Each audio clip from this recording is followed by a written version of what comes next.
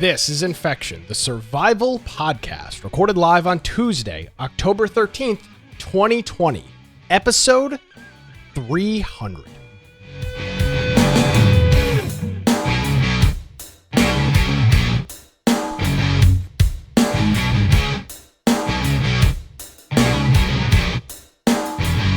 Hello, ladies and gentlemen, boys and girls. Welcome to the 300th episode of Infection, the survival podcast. Infection is your source for the latest information on survival video games. We bring you the latest news, reviews, updates, and more each and every week. My name is Nick Craig. You can follow me on Twitter at Nicholas M. Craig. If you want to get a little IT lowdown, you can check out my IT blog at dudeandit.com. And of course, our website, infectionpodcast.com. Joining me as he does and as he has done for the past 300 weeks, Mr. Brian with an I, Aldrich. Hello, Brian. How are you? Doing wonderfully, and especially now that we have a special landmark, as you said, of 300 episodes. So that's very few podcasts make 300 episodes, and so this is a big deal. And we've been in podcasting for a while, at least followed a lot of podcasters as well, and know that this is not easy. So thank you for everybody. And the only reason we've been able to do it because we have all these people that support us and actually listen to the show. And if they didn't, well, that would be a pointless 300 episodes. So thank you very much. If you want to find me, you can find me at Brian Aldridge on Parler, or you can go check out my blog, biteoftech.com. Also, make sure you go through our website, infectionpodcast.com. If you check it out, you can go to the right-hand side. There's a join our server on Discord button. And if you do that, whether people are playing games in the Discord or people are just chatting, we've got for Sober October, we've got a kind of a workout group. We've got a news channel if you want to submit news topics that you think we should be covering. Perhaps there's a game that you think we should be covering. We'll have one of those in here today.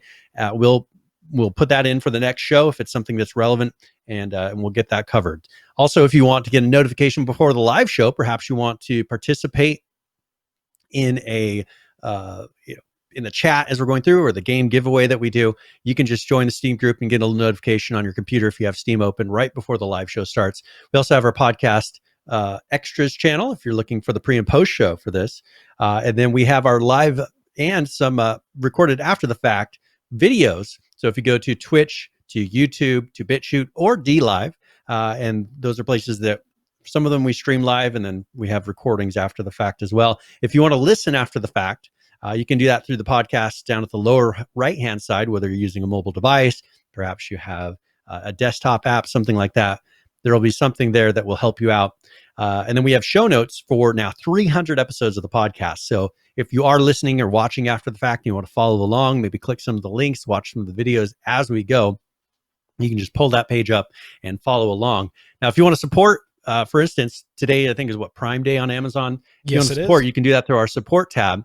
And if you type amazon.infectionpodcast.com, it will take you right to our link, and anything you purchase after that point will give us a kickback, partial fee for whatever you purchase, and won't cost you anything extra, or humble.infectionpodcast.com as well, and that'll do for any Humble Bundle purchases that you do. So thank you very much, and I think that's it for me. So.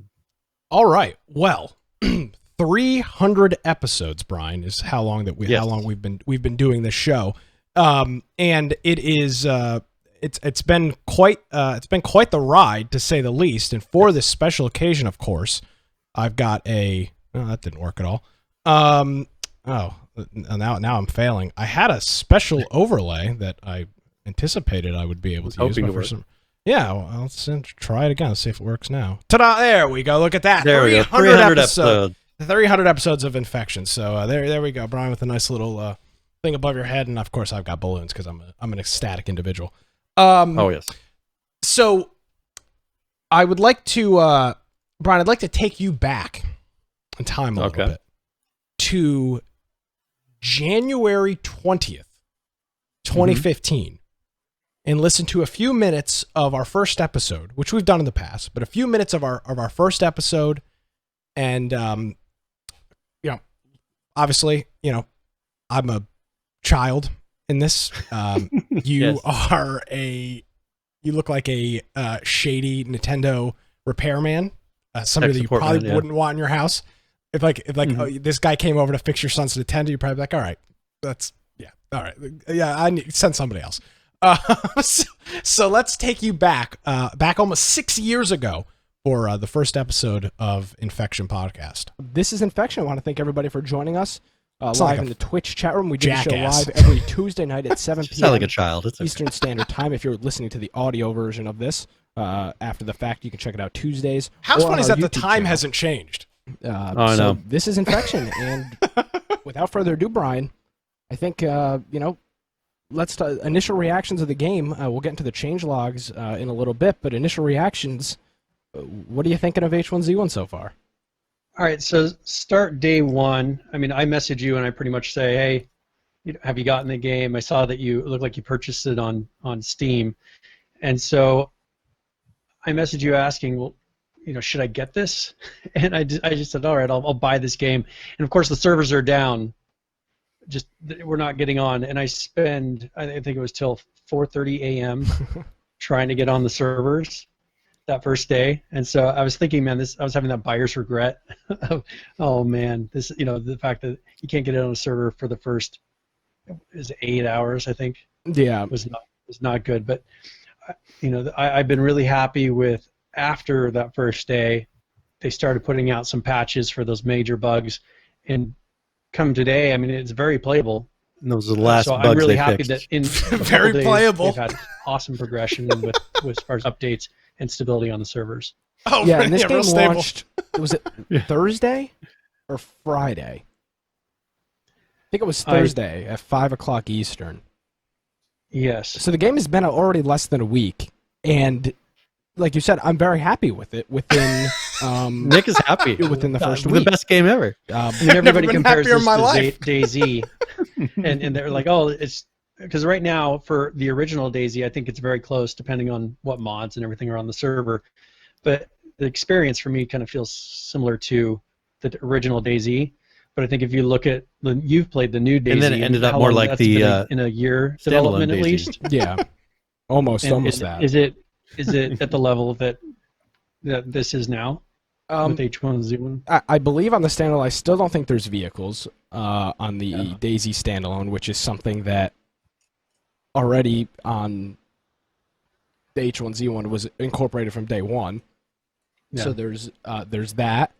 The weapons are kind of far and few in between on H1Z1. They seem to be a little more plentiful in DayZ, but some of those loot things which were addressed in the patch that came out today, hopefully we'll fix that and make this pretty close to almost a complete playable. It's pretty playable now, I must say. Yeah, I mean, we'll get into some of the change logs, but I think them fixing the loot, because it seems like you'd almost have to see something sitting on top of a desk, or it didn't seem like, and I think that was addressed in this patch, but it seemed like things had to be sitting on top of something for them to spawn. So I want to thank everybody for joining us this week for the first episode of the Infection, the H1Z1 podcast. I appreciate it, guys. It was a fun show, and we'll see you next week. See y'all next week. Yeah. Said. Well, so there it That's how it was. started. Yeah, I mean, the show has been on Tuesday nights at 7 p.m. for the last almost 6 years. Brian's going that It only took me 300 episodes. Yeah. Now, okay, so I am going to shave this. I'm just going to give a little update because last time I grew it out to what about there? Thank you, for instance, Locklore. He had just subscribed for 14 months in a row. Thank you very much. And really, as we said, I think it was in the pre-show, right? We were talking about how those Prime Gaming subs really help us get to PAX, and we're looking forward to next year when you can actually meet in person. That'll be very nice. But I'm actually going to be shaving this for Halloween. So really? Halloween is on a Saturday though, and I don't think I can handle. I'm going to be Joe Exotic, and so I'm going to have the handlebar. I just don't know that I can go from Saturday till Tuesday night with a handlebar mustache. Yes, you can. Are you going into the office or are you working from home? I'm working from home, but Then I've who got some things on cares? Sunday. I mean, all right. You have I'll do it. yeah, you I will have church. I'll be church teaching Sunday school. Well, I just don't know if going with the Joe Exotic I'll tell you what, if you can't go to church with a handlebar mustache, these people are supposed to be non-judgmental. If you can't go to church, if you can't go to your church with a handlebar mustache, Brian, I don't want to sound all righteous, but you probably need to find a new place of worship, because if that's the biggest problem at your place of worship, there's something there's something crazy going on. I mean, I can avoid being. I mean, that's the beauty of COVID, I guess, is I can pretty much avoid seeing people pretty easily nowadays, other than maybe a hockey game, which I'm fine with going like that. But yeah, we'll see. But so maybe I'll do a show with a nice big handlebar bar. Wait, I've got a great idea. I've got an idea. We should dress up for that show. We should wear our costumes. Wear my Joe Exotic costume? Yeah, I'll wear my costume. I'm gonna be Blondie, a man with no name from those Clint Eastwood movies. I got the whole getup. I got the poncho, the cigar, the hat, the gun. All right. Well, we can handle that. I can. Yeah. I'll just wear the same thing on that Tuesday.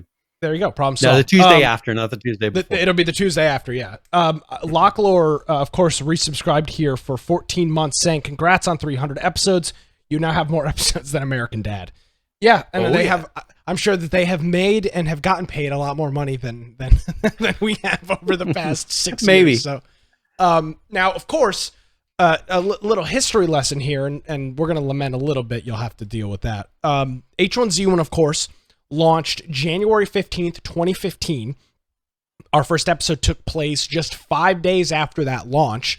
It launched on a Thursday, and then we were live next Tuesday for the first episode.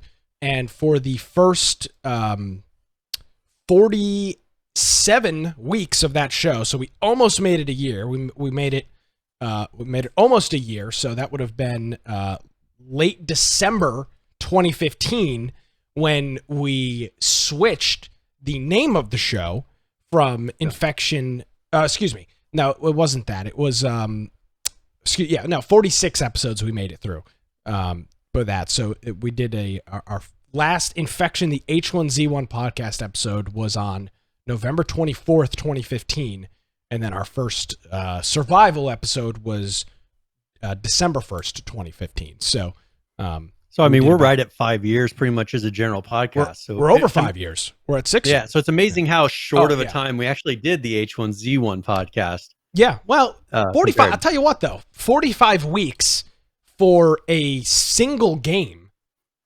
Yeah, was a lot. Starting to put out no updates. Yeah, was quite the feat, I will say.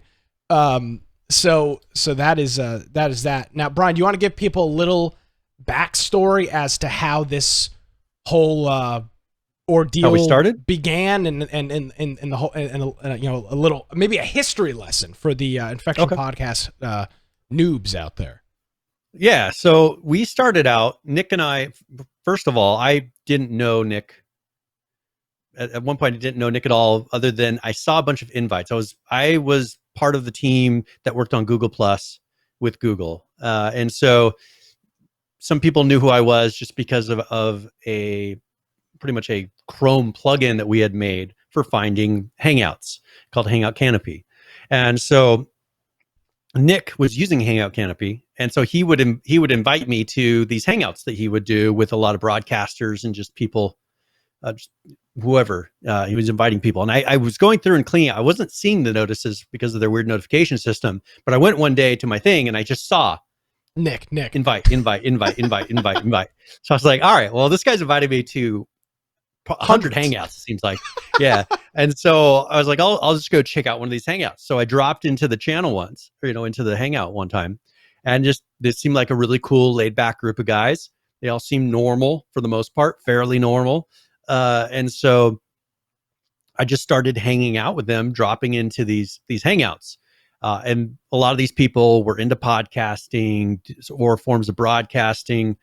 And I was kind of doing it on the side with another show at the time. And so we just started talking and becoming friends. Well, then H1Z1 rolled out, and Nick was like, are you going to get H1Z1? And I was like, I don't know. I'm going to wait and see. Nick got it first, if I remember correctly. Nick purchased it, and I was on the fence saying, I don't know if I'll get it. And then I just decided, well, Nick got it, so I'm going to get it. I purchased it, started playing. Now, here's what I don't remember. I don't remember if you suggested a podcast or if I suggested a podcast. I think it would probably be you. Possibly. 'Cause I don't know remember. that I would have said, I don't think I would have said, let's do a podcast on this. Yeah, I think we were hanging out we were in a hangout, and I think you said, hey, we should do a podcast on this. How every bad love story starts. We should do a podcast about this. So I was like, well, okay, yeah, I'd be willing to do that. I just figured, why not? And we started playing. We said, all right, it's launching. We're gonna play. I think it was like in the first, right after it launched, maybe. I don't remember if it was right before or right after it launched. We were talking about this, and we just I think it was the week of the launch. Yeah, well, the next week. It launched on a Thursday, and we were out that next week. Yeah, and right after that, we put out our first episode and just never looked back. And some of the things, Nick and I think we work together well, first of all, because for me, I figure we don't miss an episode. That's my rule. Coming into it, I just said, if we're going to do it, we're going to do every episode, because the second that you stop doing episodes, you fade and you're gone. And I was like, I don't want that I don't want a pod fade on us. So, and then Nick brought, he does all the production. He does a lot of the various work. And over time, we pretty much balanced it out to where I do a certain amount, he does a certain amount, and it's fairly even across the board. And it made it to where it's very doable. And we've never made it to where we feel like the other person is doing a ton more work. And I think that that's what's made it to where we could do it this long. The second you have people, and maybe it's the personality types, how we coincide together, but it's never been a point where he just dropped off and, I'm all of a sudden doing everything and having to do it all. He's stuck there for now over 5 years. Going on 6, yeah. Going on 6 years now. And it's worked out. So, and also I think that for us, we were talking about the pre-show. We don't do a lot of pre-show work as far as working together on it. We don't talk coming in so that we can get natural reactions and opinions, and it's not a canned fake. Oh, that's what you think, when I already know very well. If we talked about it before, I know very well what you think. It's sometimes he shocks me, and he says the opposite of what I think he's going to say, and I think that having those natural reactions is a big part of a podcast like this, because the second it gets too canned and too pre-scripted, it's just not an interesting podcast anymore. And I don't think people want to listen to it. So I think that kind of balance that we had made it to where we could come into this, and both of us have changed and improved and whatever else, equipment and styles and just confidence. Because the thing that I hear on the first episode is we're nervous and not confident. Very much so. And that's the thing is going into this, you get to where now I'm not thinking about anybody watching. I'm not thinking about being on. Well, there is nobody watching. Well, yeah, whatever. But I'm not thinking about that. And so that just, you get to a point where now it's comfortable and I enjoy it. And so this is just this is my Tuesday. And I think that for a lot of other people, we've got people that show up every single week in the chat. It's their Tuesday as well. And that's just, to have people that are willing to do that, for me, that's amazing. And I really appreciate it. Yeah, absolutely. I'll, without regurgitating everything Brian just says, I'll echo all those sentiments, sentiments rather, not sediments. All the stuff, the lowest common denominator, everything that settles, we got it. Yeah. Hey, well, that's kind of what we're doing here. There's one other thing I wanted to bring up, and I, for the life of me, can't remember. Yeah. Not missing an episode, which is probably the most interesting thing about it. Now, I have missed, I believe, 2 episodes, maybe 1, with hurricanes. But other than that, I have now moved twice. The first time, and I think you did one episode when I was in Paris, or did you do that episode by yourself when I went to Paris? I think actually I did. And then, yeah, so I think you've done an episode by yourself, and then I know I've done 1 or maybe 2, as you said, by myself. And that I'd say that was quite an undertaking. I moved across the country from New York to North Carolina. We had a show the next week. And then I just recently moved here. We had a show the next week. Brian hasn't moved, but you've gone through some. But I mean, I went through stuff, a divorce. So, yeah, I went through. Okay, I graduated from school. I went through a divorce. All these different things that normally will take a podcast out. People would be surprised. It takes much less for a lot of podcasts to take them out. Yeah. But the thing is we kind of decided no matter what life stuff happens, what gets thrown at us, we'll deal with it and keep doing the podcast. And that was one thing that I tried to do, especially it's just over a year ago that I went through all my divorce stuff.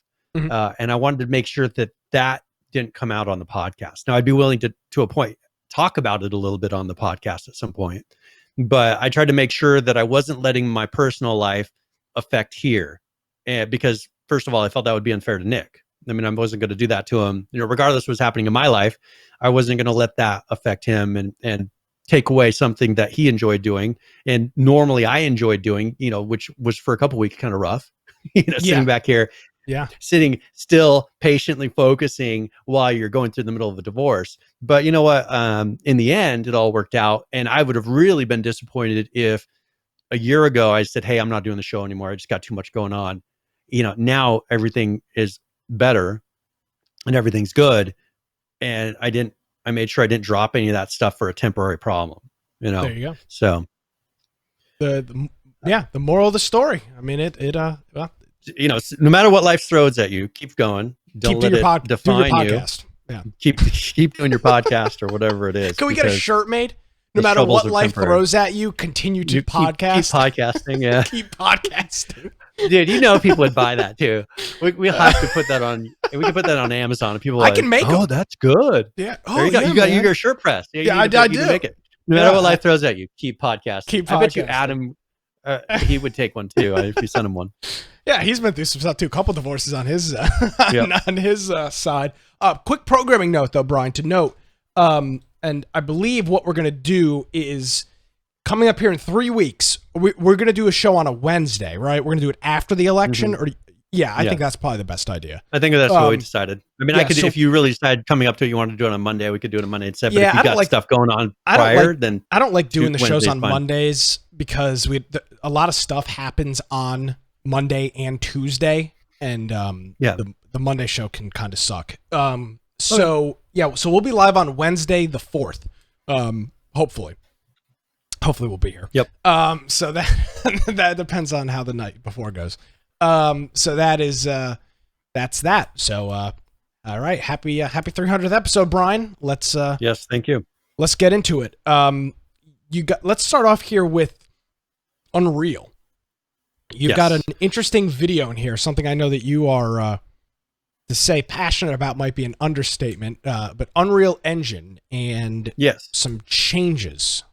So I've been hinting at some of the kind of upcoming changes. A lot of these things I have done because I'll see some things maybe in various games that, especially Epic games, Fortnite, this season had a lot of stuff to do with water. So I said at that time, next, one of their upcoming patches, they're going to do some things with water because they're working on water. Well, here's one that's coming in 4.26. And I just wanted to show you because water is usually a very big, intensive, frame guzzling part of the engine. So the second that you put an ocean or a lot of water, it usually just kills your frame rates in games. The best way that you can counter that is make it a part of the engine and make it as efficient as possible. A lot of times the issue is when they're making water, it's on top of the engine and it's not as efficient. Well, here's an example of the water and the caustics, which is like the ripples that you see and the light that goes through it, that they're going to be doing in 4.26, which is the next major, semi-major version, not Unreal Engine 5, but it's 4.26 is the next subversion of Unreal Engine that they're going to be putting out here soon. And so I thought people would be interesting to actually see the visuals of the water and things that once this is rolled out, these games can very easily implement this water into their game and not have a huge performance issue. So I wanted to play this. It's mainly, we can talk over it because I don't think there's really talking in this video. But this is showing some of the tweak settings that you can do in 4.26 and how it actually affects the water. So first of all, they've got waves that they're going to showing here. So you can see the length of the waves, the amplitude of the waves, and see how it starts to affect the live water there. On here, they do things that you haven't really seen too much on on the plug-in versions of water that most games do, or if they're trying to put it into Unreal Engine, it'll be a plugin. And what it actually does, I saw some visuals of them demonstrating this and having water. You know how like when water goes up onto a rock and then it kind of flows off in a really white look coming down the rock. Yeah, they showed that on another video I had seen, and it just looked amazing. And that's very difficult to do. But they're showing how it affects going around objects and reflections. It just looks amazing, and this will make it to where just out of the box. I mean, you can see the reflections of the sun on that. Oh, here we go. Now they're talking. So, I don't know what that talking must have been on your end. Sorry, that. Yeah, no, I said, yeah, something did a weird sound on my end. All right, cool. But anyway, so this is going to be built into 4.26. And I think that you'll start seeing it rolled out into a lot of games because they won't have to purchase it. The really, really, really nice water in the past was really expensive to buy, or they custom made them, or Microsoft had their ones that were only for, that they licensed to people that were going through their studio. It was very difficult to get really good water that was performance effective. So this is going to be coming out soon. And so I'm excited to see this roll out into a lot of the games. We have a message here in chat from, and I'm going to have to butcher the name here. Sugarina? Sugarina? It's either Sugarina or Sigarnia. Sigarnia. Happy 300th. I used to watch you way back in the H1Z1 days. Thank you very much for coming back. Appreciate it. It's a lot has changed. A lot has changed since the H1Z1 days. So that's pretty cool. Let's stay on the if we're talking about Unreal Engine. Of course, that is the child of Epic Game Studio. And Brian, we've got a new update this week from the ongoing litigation. We talked extensively last week on the judge's ruling, or not the judge's ruling, extensively last week on how both Apple and Epic agreed that they wanted a non-jury trial. They wanted a jury by judge, and that trial will likely take place sometime next summer into next fall and possibly into the winter, depending on when they get that scheduled. But a preliminary judgment is out ensuring that Epic Games' developer account will stay in place, which includes Unreal Engine. So that will mean that from now until probably the trial, Epic's Unreal developer account will be able to stay in that store, meaning that Unreal Engine will stay, and all those Unreal Engine tools that were the real thing that people were pissed off about are going to stay in the iOS store. Now, Fortnite itself is still going to be gone because Fortnite was the game that broke the TOS, but all of the other Epic tools and things revolving around Unreal Engine will get to stay. So that's big. Because the first one that they had announced like a week ago or so was a temporary thing that they put in place. This is making that permanent so that it won't be at any point, some sort of time frame goes by and all of a sudden Unreal Engine is dropped off of there.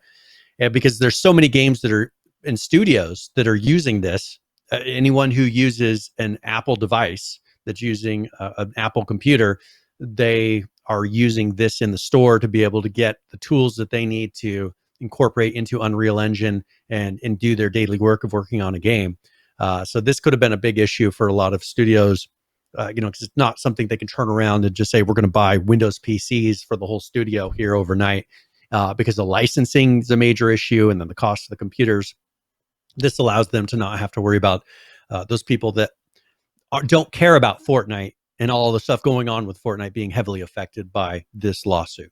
Yes, the judge actually said without the ability to update the underlying engine for these and other games, the gaming industry built upon developers and favorite consumers, including iOS customers, will be unnecessarily impacted. Moreover, the need for increasing avenues for creativity and innovation has not been abated since the prior order. So that's what the judge had to say in this case, and it is so now we know that the Unreal Engine and those tools will stay available on the Apple ecosystem until further notice. Until, I don't know, Apple could always ask for this to be reconsidered or something like that. But in all likelihood, this will stay the way it is. So now I think we can probably say we probably shouldn't have a whole lot more news on this until not until the actual trial, unless they come to some sort of an agreement to settle this outside of court, which I would normally say probably not likely. But if they can come to an agreement, because both of them are losing money right now. All those transactions that would have happened, Apple was making 30% of those purchases, and then of course the rest of the 70% that now Epic is not making. They may discover that, hey, okay, this is worth negotiating to a 20% or a 15% price because they do enough volume, which I think would be a good thing for the industry, to where they would show that it's negotiable. Bingo, Apple would say, if you're a big enough client, if you're bringing in enough money to us, we're willing to do a little bit for you to negotiate this and maybe to counter. But right now, they're very, very strict on that 30%. And I think that's what Epic is unhappy about. Absolutely. Big Woody Sauce hits us up with the resubscription here on Twitch, 23 months in a row, and says, yes, I'm here and I'm queer. So thank you very much, Ross. We greatly appreciate that. Thank you for your continued patronage of the program. Yes. And Ross has been with us quite some time. For quite a while. Yeah, I'm looking just through everybody's name in the chat here. These are, I mean, it's not. I think we scare a lot of people off, but I mean, hey, these people stayed around, so I mean, it's better. These people better have than thick nothing. skin, so hey, yeah, they do. They can hang around with it.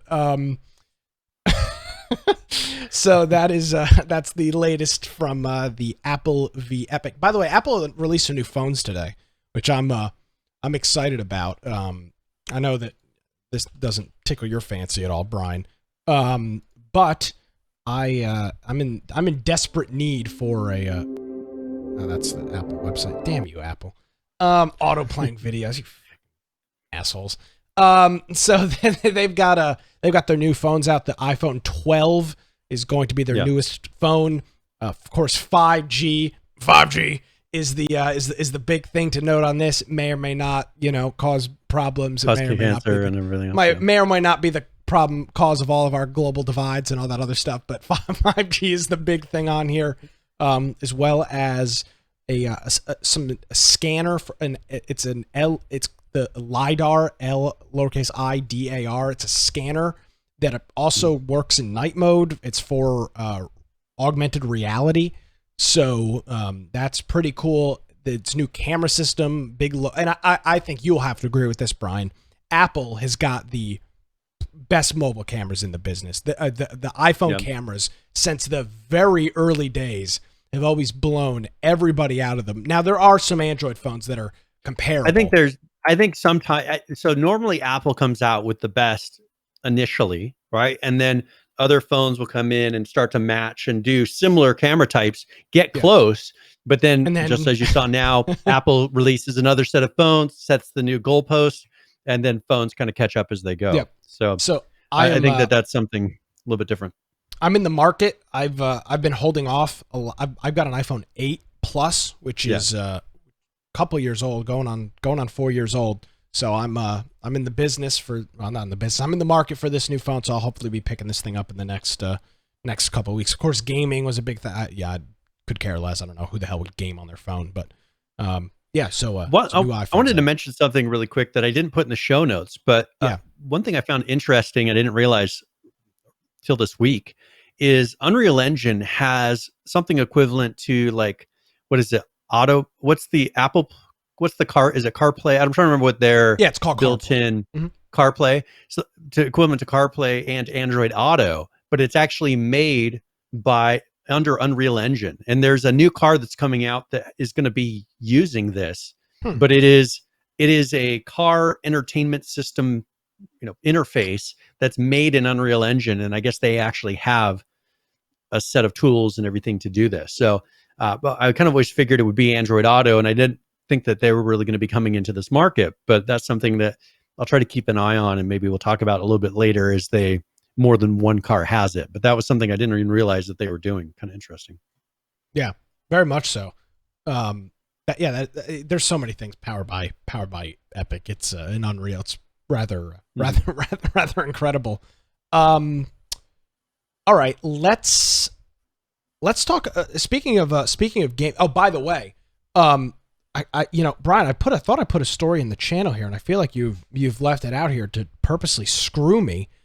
GameStop. Which one? I mean, I think I may have not posted. Let me see. I've got it on my phone here. I made sure I bookmarked it. Microsoft and GameStop made a new strategic partnership this past week. Now, again, I'm not a financial expert.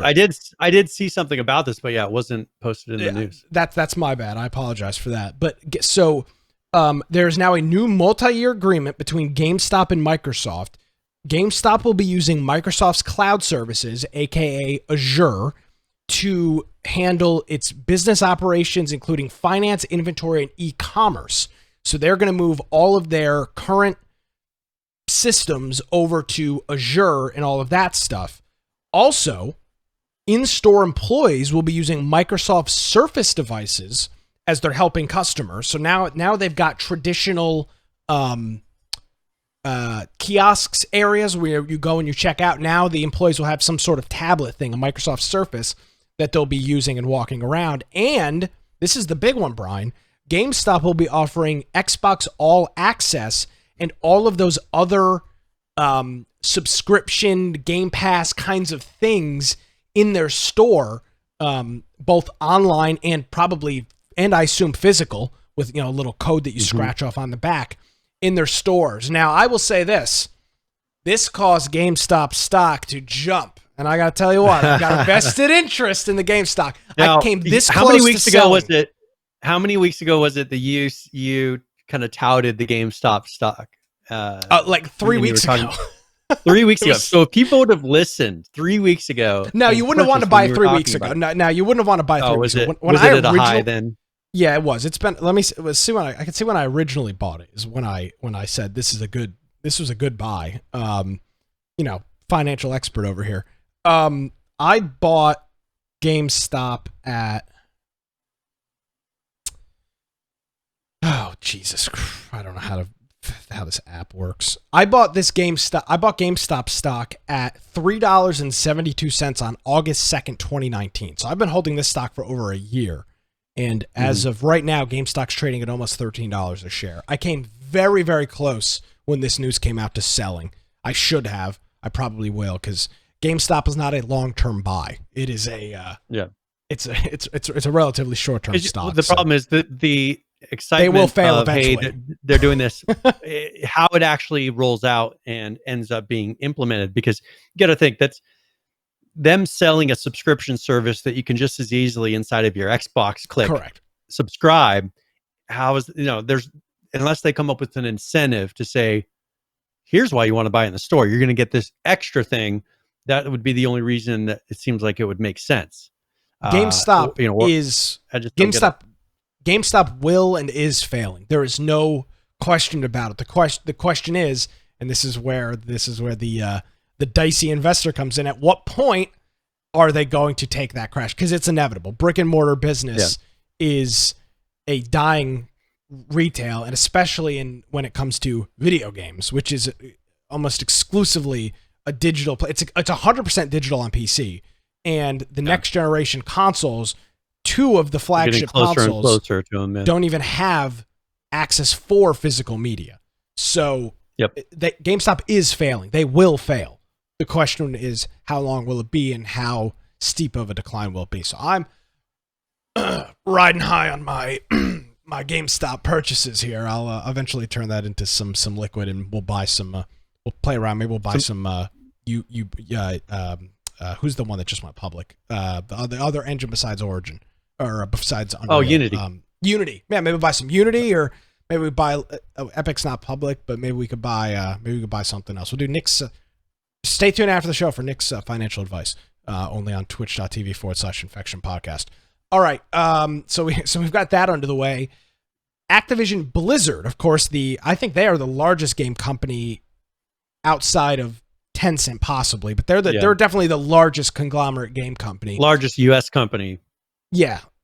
They are laying off and closing down their French office, or their office that is in France. It's in Versailles, France, and that location closed today, closed on Tuesday, and it is their only presence in the country of France. So now, as of today, there will no longer be an Activision Blizzard presence in the country of France. So no particular reason why. It was a big office though. Like Activision's got little offices all around with 50, 60, 70 employees. This is a 400 person office. This is a large office. It wasn't one of their dev offices though. Correct. So it mostly handled marketing. This is customer support, localizing games to different languages, converting them from English to German, things like that, and a few other functions. Now, I'm going to give a little bit of an opinion. Now, this isn't guaranteed to be accurate, but just based on kind of seeing how some businesses in France operate, that is a very difficult place to have a business in Paris, because in that area, because they have different rules. First of all, you can't fire anybody. So if you can get hired, you're hired pretty much for life because of the laws that they put in place. It's almost impossible to fire someone. And so that's why the unemployment in France is so high, because people don't want to hire young people, because if you hire a young person, you can't really fire them. And it's kind of the opposite of here. People worry about as you get older, you get fired here. No, there, they won't hire you when you're young. And just then with the pandemic, which can't be helping because they have very strict rules there for the lockdown. And when you're dealing with marketing and some other things, if they're doing that remote, they can kind of roll that off to other offices now for people that maybe are a little bit slower at the time. So this makes sense to me why they would close the Paris office first, because of the laws and the way that the atmosphere is there, it's not very business friendly. And they've probably especially seen it with COVID happening and seeing, hey, this just doesn't make any sense. And I'm sure they were doing a lot less of that type of work. I'm sure they still do customer support, but marketing I think is happening very differently right now. Yeah, absolutely. And then localization, I don't know that they need a whole office of 400 people anymore to handle that part. Yeah. So that's just my opinion.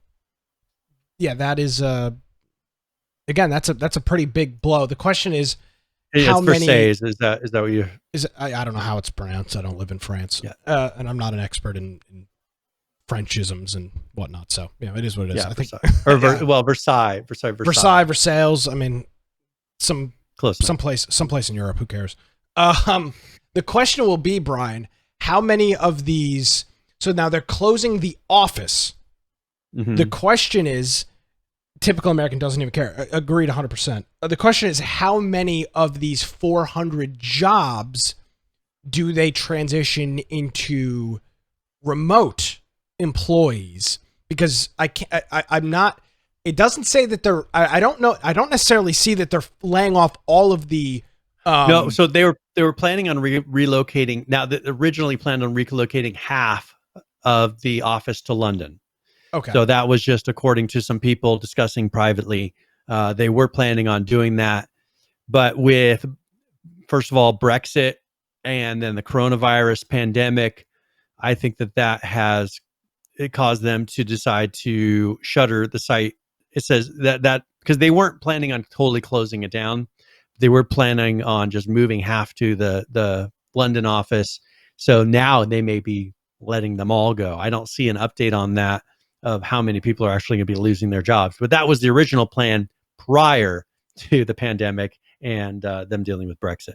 Yeah, so that's a pretty big blow for Activision, and obviously a whole bunch of people who might or might not be unemployed. So that obviously sucks and affects the video game industry pretty extensively. If Activision Blizzard is feeling the pain, you can imagine what smaller studios and companies are feeling, where they don't have anywhere near the margins that a big company like Activision Blizzard has with all of their products.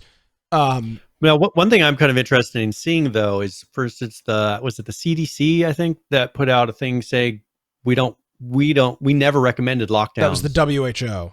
Oh, WHO. So yeah, if people actually listen to that and start undoing the lockdowns, it'll be interesting to see if these businesses start to recover, or if we still have a bunch that eventually go out of business as they realize they've just either lost too much business to not be able to continue, or it's not worth keeping open anymore or consolidating.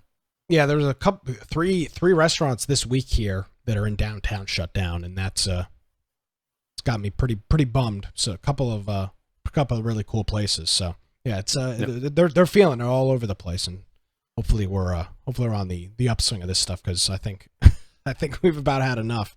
If I were a small business owner, I'd be beyond pissed. But it is what it is. You can only control what you can. Speaking of Activision Blizzard, World of Warcraft, which we announced last week, was going on a significant delay, up potentially a month, could potentially be 2 or 3 or 4 months leading into the early part of 2021. What they did do, Brian, is that they launched a pre-patch. Is that the equivalent of a latest experimental on Steam? What exactly is a pre-patch? These are changes that they're doing in preparation for the expansion that's coming out, because they're redoing the level system. They're redoing some of the zones. They're redoing a lot of cosmetics. So, tattoos and hair and piercings, things like that. And so this patch, they did it today. It was an extra long patch. It was supposed to go all day. I mean, I don't even know if it's still open yet, and it started early this morning. But this is doing a lot of the various changes in prep for that. They're doing some class changes, but it's still. I was kind of surprised that they maintained the schedule when they pushed the expansion out a couple months. You figure they would wait and maybe do this a little bit closer, but they put this out today. And so we will see, but this is going to change the level up process. So they have a special leveling zone for the first 1 to 10 that's new. And right now the max level has been 120. And if I'm remembering correctly, they're moving that down to, I think, 50. And then the expansion will let you level up to level 60. So they're nerfing a lot of the stats. So because you could have right now a character that has a couple 100,000 health. Well, they're going to nerf that to where you have something like 30 or 40,000 health. They're just bringing all those numbers down. So as they do expansion and people put on all this gear, that they're not having 1 million, getting out of those numbers for health and stats and all this. So that's going to be rolling out today. I haven't heard if it's open yet. They were claiming that it was going to go till about 6 p.m. Eastern, so it should be open, presuming that there's not any major issues. But that is today. So if we're planning on playing WoW at any point, you may want to go in. They used to have all these things for increasing the speed of leveling if you invited people. Now they're making the leveling process get up faster, because now there's the equivalent of 120 levels, and it was, if they'd done the old slow system of leveling, it'd take a long time. So with this expansion and with this patch, they made it to where the leveling up process is a little bit faster as well. So then this is for Shadowlands. So if people are interested in that, you can go YouTube videos on Shadowlands. They have a trailer they put out for this, but that's going to be coming out here in a couple months. Very, very cool. Let's see. We've got a couple of other things here. Let's talk about next generation consoles. There's an interesting video here showing a side by side, which I always like to see those, because it's hard to say, this is going to be better and this is going to be better. But when you see a split screen showing here's the old, here's the new with the exact same game, that they've kind of done tweaks to make it for one console versus the other. I think this shows a really good comparison of immediate visual changes that you'll see with the PS5.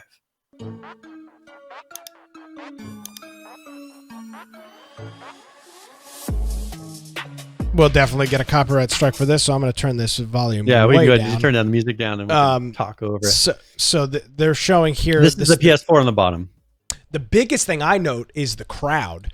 Yeah. Because they have all of that extra power to render those NPCs. Now, obviously, the players, you can see here, the players look a lot better. You can see the shine and the gleam on their foreheads and all that. Now, to be fair, you look at this comparison, you go, wow, this looks so much better. The PS4 came out in 2013, and it had been in work since 2010. So, I mean, so it's a 10-year-old hardware. Yeah, so, I mean, it does look a lot better. Is it should, but it should look this much better, right? You're not talking about, a year-to-date change. I will say, though, the crowd, that's a really cool thing to see. The detail in the crowd and with the extra process, because you can see they kind of faded it out so they could have less detail and you wouldn't really notice in the back. Now, all the way back until you get into the nosebleed seats, you can see people moving around, doing facial expressions. I think that's the biggest thing, is they can actually render specifics about various individuals in the crowd and not do such a generic. I mean, because if you remember in the old school days, you would see equivalent to cardboard cutouts, in the crowd for some of these games, or things that kind of barely moved. Now you can see they actually have characters in there that are moving around, taking sips of soft drinks and just looking like a normal crowd, which isn't supposed to be your focus, but it makes it so where it's not distracting. You're not like, oh, like you can tell they took a shortcut there. Yeah. So that's obviously, this is a game in which I would make the argument the graphics don't have the biggest impact in the world. And if it's that noticeable in a game like NBA or a game like FIFA or something like that, imagine what it's going to be for Cyberpunk or GTA 6 or whatever sort of large scale graphical game is on the on the up and up. So very cool to see that. And this is the very beginning. That's the thing. I mean, if you remember how the games looked at the beginning of the life cycle of the PS4 versus the end of the life cycle of PS4, there's a huge difference. And it's the exact same hardware. It's them, first of all, updating some of the software over time, the firmware and everything inside of the PS4, but also them getting technology better and improving things to where they get as much as possible out of that device by the end of its life cycle. So what we're looking at now with the very beginning of the PS5's life cycle, this is just the intro to that. And it'll be interesting to see how good the graphics actually become over the 5 to 7 plus years that will probably, depending, I've made predictions that I think they're going to see a little bit less time going forward on consoles. But I mean, I think you're going to see them continuing to improve and squeeze the life out of this console as it moves forward and trying to keep up with the PC. I would agree on that. Now, my vantage point and viewpoint hasn't changed. I haven't pre-ordered and I don't anticipate on getting any of these consoles probably before the beginning of 2021. Are you in the same boat, or are you going to go out? Are you going to try to get now? Again, I have said though, if there's some crazy deal on Black Friday, I'll think about it. But as it sits right now, but you'll pick one up right away. Probably, maybe not. I mean, I may wait for a little bit of deal. I haven't pre-ordered. And there's a lot of people pre-ordering all these things. I wasn't going to pre-order, but I was going to wait if I saw a decent deal. If I see a deal that's below the standard price, then I'll probably pick one up. Or if one's bundled with, that's what you'll see, Cyberpunk or something like that, I may pick it up at that point and not worry about it. But I do plan on buying them. I'm still kind of on the fence. I haven't 100% decided between Xbox and PS5. I think this is going to be a first for me, and it might be a first for you as well. To me, it's going to come down to who's got the best. It's probably going to be who's got the best deal on Black Friday and what can I get in stock. Because unlike the Xbox One, where I was coming off the 360, it was a no-brainer that I was going to get an Xbox One. This time, I frankly don't care. I really don't. I don't have Now, if I was to lean a little bit more, I'd probably lean a little bit more towards the Xbox.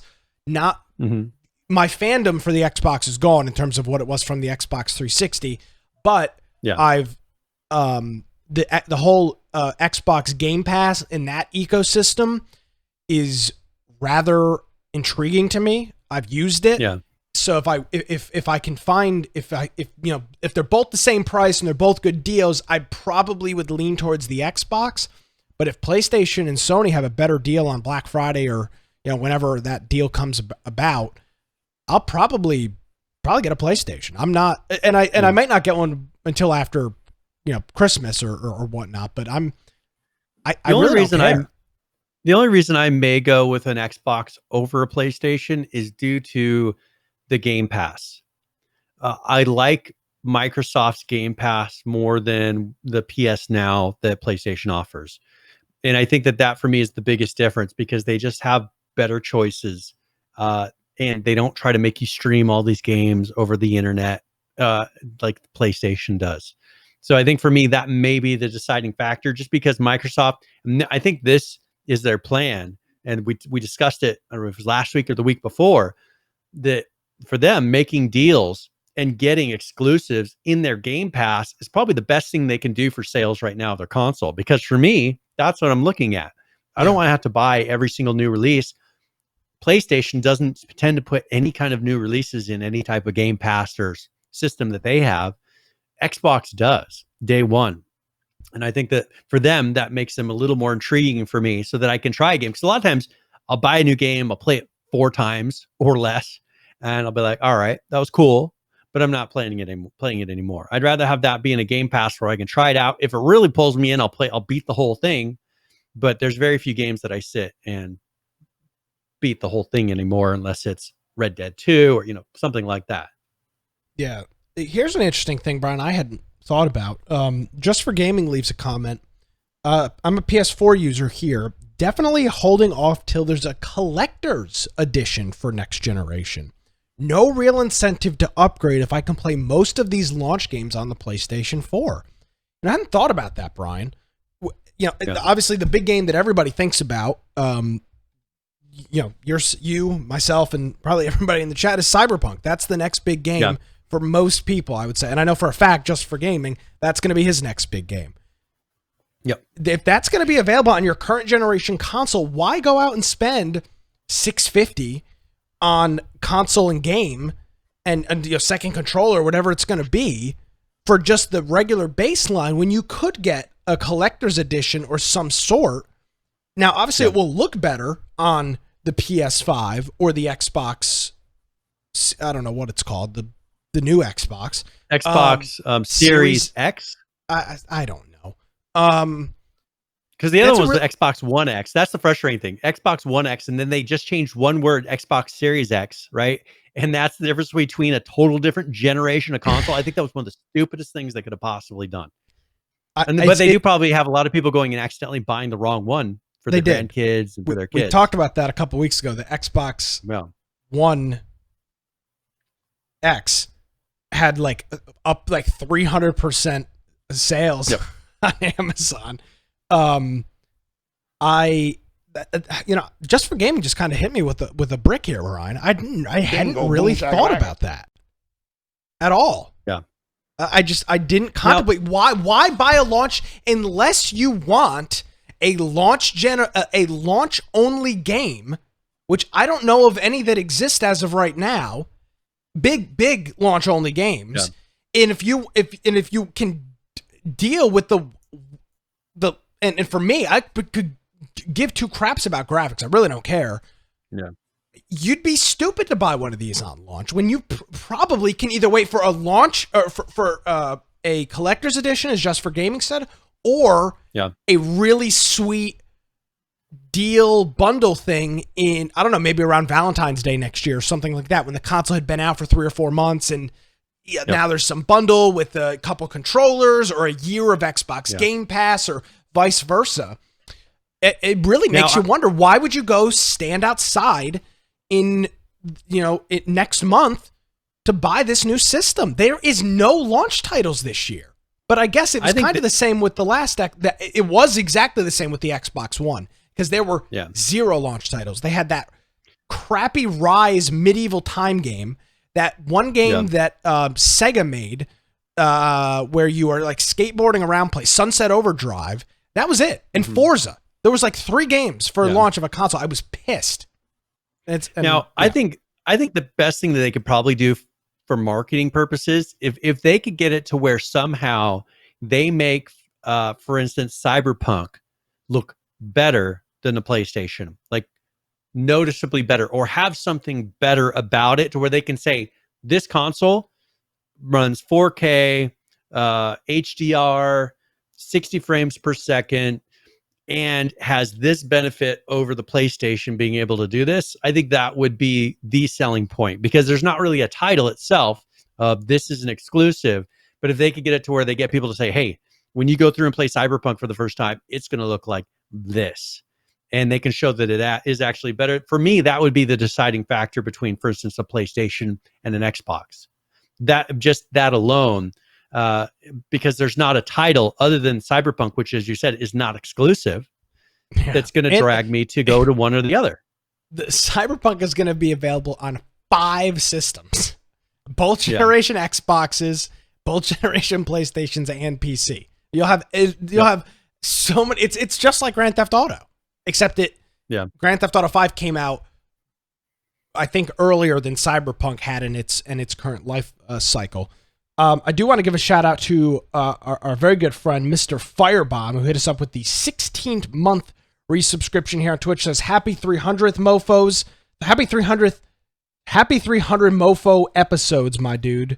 I've been here since episode 16 and still love you guys. Well, that is a two-way street, Mr. Firebomb. We love you as well. And thanks for being here so long.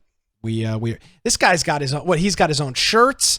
I mean, he's had his own shirts made for the show. Super he's fan. One of our number 1 fans. Yep. He's got more Infection Podcast merch than I believe you and I do. Well, I don't know about that. We got a little bit here. I don't have much Infection. I have that's not Infection Podcast merch. This is a land gun one. That's an H1Z1 shirt. I guess he has about the same one. I have my one right there. So yeah, I guess he's the same amount as I do. Yeah. I got the polo, so I got him beat a little bit. Big Woody Sauce says console games cheat on graphics, especially when it comes to 4K, right? Would the optimized PS4 look any worse than optimized PS5? And that's kind of what I'm hitting at. Is usually they cheat, and when you show a comparison between, they never usually show a comparison between consoles as much. If you really want to make a console look bad, usually compare it to a PC. And that's the issue. Is they'll say, here's a PC running at 4K, 60 frames a second. And here's what the console looks like. And they did this with Red Dead Redemption 2. They said, oh, look at all these features and these little details that are missing, and the snow's not quite right. And they use this many less people, in a scene. They do little tricks to make it hit. That's going to be the thing that they could do, and they would need to do with Cyberpunk, is make it so that they don't have to take out and cheat on 4K. If they can do that, and make it so that the PC screenshot is identical to the PS5 or the Xbox screenshot, which I would assume would probably be more likely to be the Xbox, just because from what I hear, it's a little bit better on hardware, according to them. But that would be the thing to do, because that's what I always hate. I want to play it on console, but I hate that I feel like they're shorting me a little bit. I agree. I agree with everything. One thing, Brian, that's got me kind of in the thing here, and Firebomb says, I'm buying a PS5, but not until a year or so. I will, however, be getting Game Pass to get Xbox games on PC. Yeah. So I have recently had an experience. Well, not an experience. Brian, I don't know if you know this. I bought a house. I'm not sure if I've talked about that on the program. Yes, before. You have mentioned this. I now have, and I actually have a proper living room now. So my computer stuff is all in here. I got my PC set up, all the stuff for the show. This wall that I'm facing right in front of me is my living room, where I've got all my consoles. Yeah. I can now, people come over, and unlike in the apartment, or back when I was living home with my parents, There wasn't really a whole lot of room to socialize. A console is now more intriguing to me than ever. You're coming to me that this is what I ended up happening with me, and you're like, oh no. I'm like, I've been doing more console because I don't want to bring people back here. It just doesn't make sense to come to my computer room to play games. It makes more sense because people can sit on the couch, they can casually, or I don't want people sitting back and using my computer when I have a lot of business stuff. Yeah, your browsing history. Yeah, I mean, you can't have that. but I don't want to just put somebody back here and be like, here, have fun playing on my computer. I mean, computers are more private. And so that's why I, over time, as I started having people play games with me, kind of graduated towards a console. So it'll be interesting to see if you, who being where you were living more on your own and not having people over, graduated more towards the PC and away from the console. Now you're in the opposite position and coming to where I am.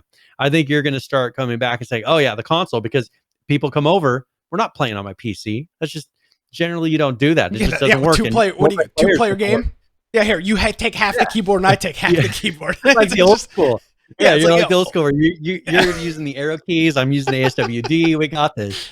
So I think that's the change to where Xbox and that kind of stuff makes more sense for a homeowner. Yeah, it does. So I a year ago, I believe I may have even said this on the program, I really had no interest in any of the consoles. You did. I still don't have a great interest in any of the individual consoles, but I do have an interest in having the consoles as a social thing. Yep. So I don't know how that's going to play into my equation here. It's going to be kind of what I can get my hands on for what kind of price. So I think we've beaten the console, and we're going to continue until these things come out. We'll continue to beat this horse until, and you know exactly what's going to happen here, folks. Brian's going to find one. And then you're going to be like, oh, I want one. I'm going to be like, well, I can't. It'll be like the original H1Z1 all over again, where you get it. And I was like, no, I'm going to wait. No, Nick got it. Okay, I'll get it. Yeah, I'm going to be peer pressured into buying something I definitely don't need and do not have the money for. But it'll be all right in the end, because Infection Podcast will bring me home. We're about an hour into the program, Brian. Do you have a game giveaway? Even on our 300th episode, Brian, you are thinking of the people. Oh yes, I don't remember at what point we started giving games away, but we've given away a lot of games on this hundreds of games on this podcast. I'm giving away a copy of The Occupation, and this is normally a $30 game, and it is going to be an adventure indie immersive sim stealth game, and this is an investigative thriller set in Northwest England in 1987, and this is actually published by Humble Games, so this is one of their exclusive titles. It has mostly positive ratings. It's been out since March of 2019.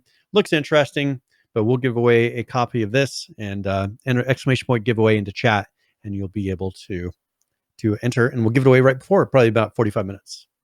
Yes, sir. There's a game I hadn't heard of here before, Brian. You put this in our show notes. It's made by the Volcanic folks, which I believe I've heard of some of their projects in the past. They've got an Indiegogo out for a game called.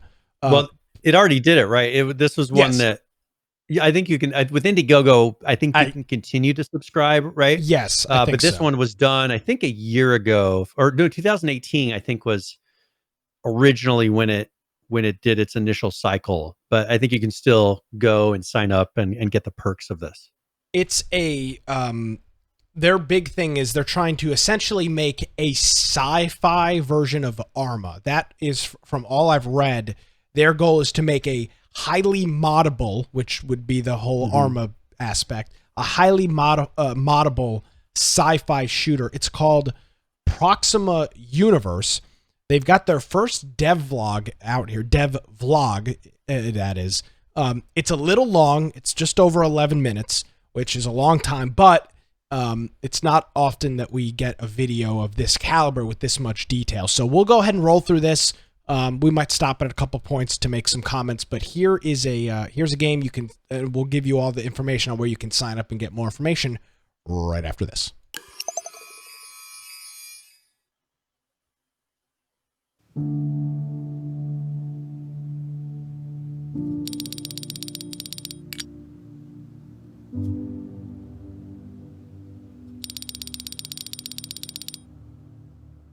$1,064 backers for Hello there, Indiegogo. human, and welcome to the Proxima Universe Devlog 001.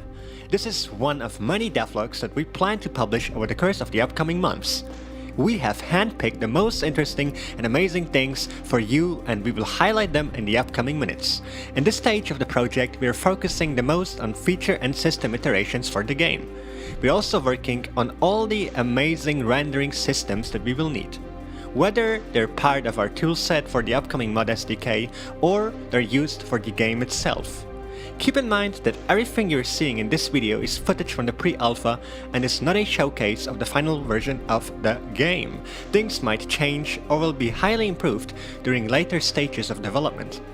What we are showing you today is only a glimpse of all the great things that we have worked on the past months, and we can't wait to show you all the other great things. In fact, we needed to take out half of the content because otherwise the video would have been too long.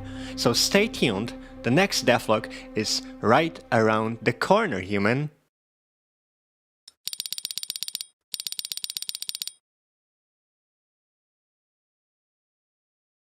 While working on Proxima, we pay a lot of attention to the quality of our codebase. We had to do a lot of work in transition from the prototype stage to the pre-alpha, and one of the most challenging things was switching our server solution, which also led us to rewrite a major part of the game code in order to move the native UA4 application. However, the time we invested will turn to a lot of benefits. We had a lot of issues with our previous server provider, but now these issues are gone. The Unreal networking is powerful and secure, and the new server provider we get in contact with is giving us a great support and technical assistance. So from now on, we expect everything to be extremely smooth on this part. I guess you would agree, network performance, server stability, and better protection from cheaters are very important for any multiplayer game, and we want our players to have the best possible experience while playing Proxima. We will continue expanding and polishing our codebase, which includes replacing prototype functionality, which is based on Unreal Engine blueprints, with a C++ code. By doing that, we not only intend to improve performance, stability, and security of the game, but also make a solid base for our upcoming mod SDK. But let's finish with all the technical stuff, and now we can finally talk about something more interesting.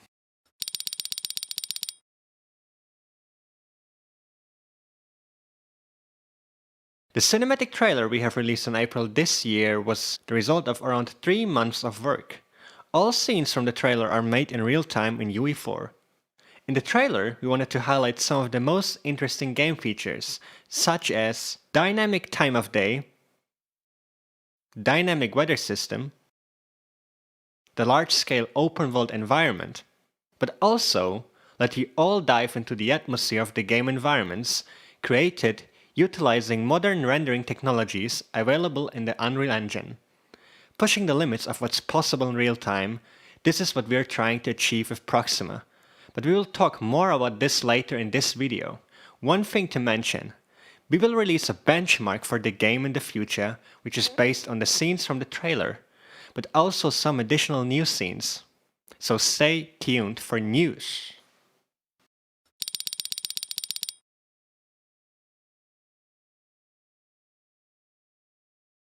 We thought it would be great to give you a small breakdown of how we use procedural generation techniques for designing our terrain.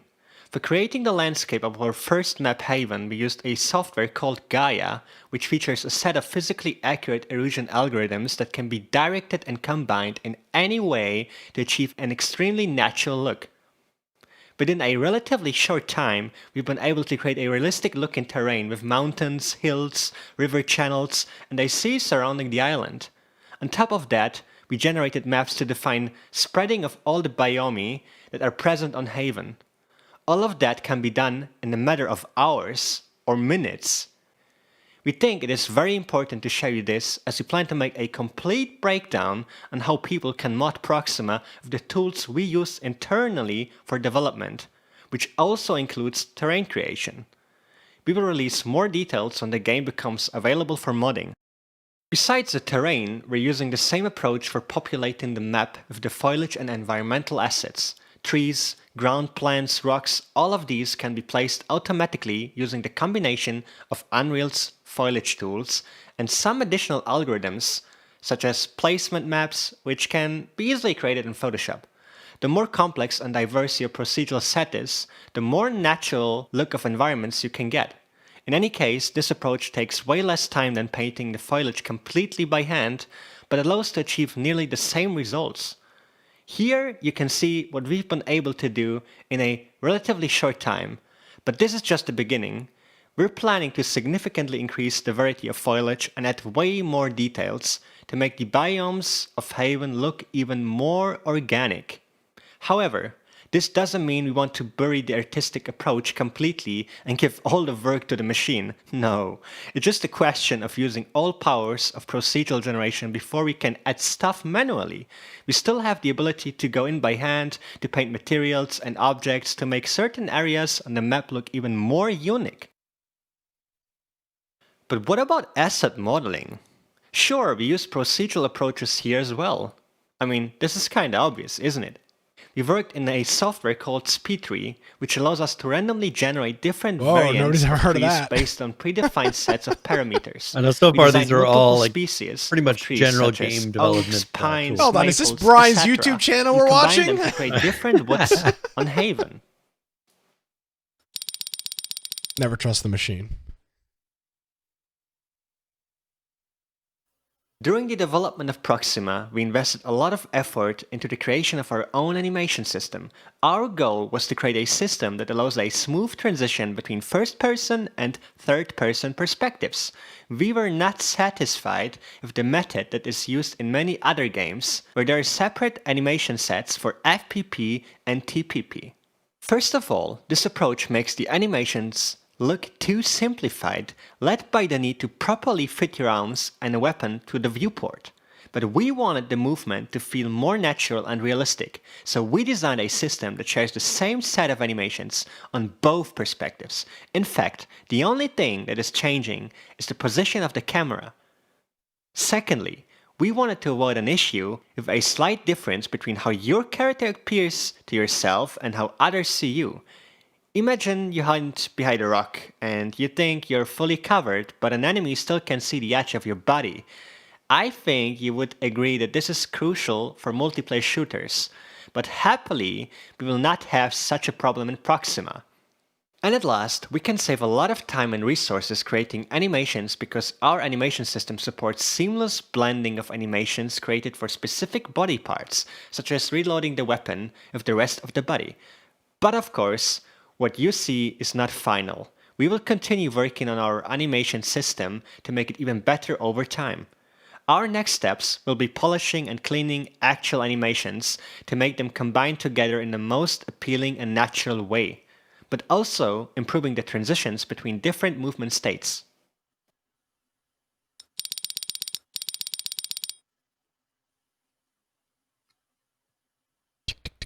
And finally, let's talk about gameplay. We are actively working on the first game mode called Terra Control. At this point of development, we're focusing more on developing stable and optimized in-game systems, rather than on visual representation of things. Having a solid, highly polished and flexible codebase means we can iterate more features in smaller amounts of time and minimize bugs and issues. And we achieved quite a good progress on this over the course of the past weeks and months. One of these systems we worked on is the ability system, one of the core pillars of Proxima. We will have 3 character classes, Gunner, Mechanic, and Protector, and each of them will have a set of multiple unique abilities, so making them work smoothly, being balanced and intuitive during the gameplay is very crucial. The first ability we created to test our ability system in action is the Barrier, which will be available for the Protector class. The Barrier can be spawned to protect you and your teammates from damage. It can be destroyed by the enemy, fire, or grenades. Another feature we implemented is a shop where you will be able to buy weapons and other equipment while in the game. The UI is currently very basic, but as I already said, our main goal at this point is to assure that everything works smoothly and is properly replicated over the network. In a tactical environment of terror control, it will be very important to know the positioning of your teammates, so we implemented the highlight effect that will outline your teammates when they are hidden from sight. Took H1Z1 5 By years the way, to do that. we are continuously testing the game they had to write it into the with engine. our voluntary QA team to assure that whenever we open the gates for the alpha, everything is polished 42 and weeks properly later. working. We prototyped a small test map in order to test how movement and gunplay will work in an environment where the space is limited and the number of encounters and fights is raised to the maximum. We received a lot of positive feedback during the test. By the way, if you want to join our QA team, you can apply by a link in the description. Right now, this team consists of 30 people, but we will triple the size of the team the following weeks and months in order to be able to test the Terror Control game mode with full teams. This is it for this devlog. We hope you enjoyed it. We still have a lot of stuff to show you in the upcoming devlogs. So make sure to join our Discord to become a part of our community. Also, support our Indiegogo crowdfunding campaign to get guaranteed access to the upcoming closed alpha. All links are available in the description of this video. So stay tuned and see you in the upcoming devlog.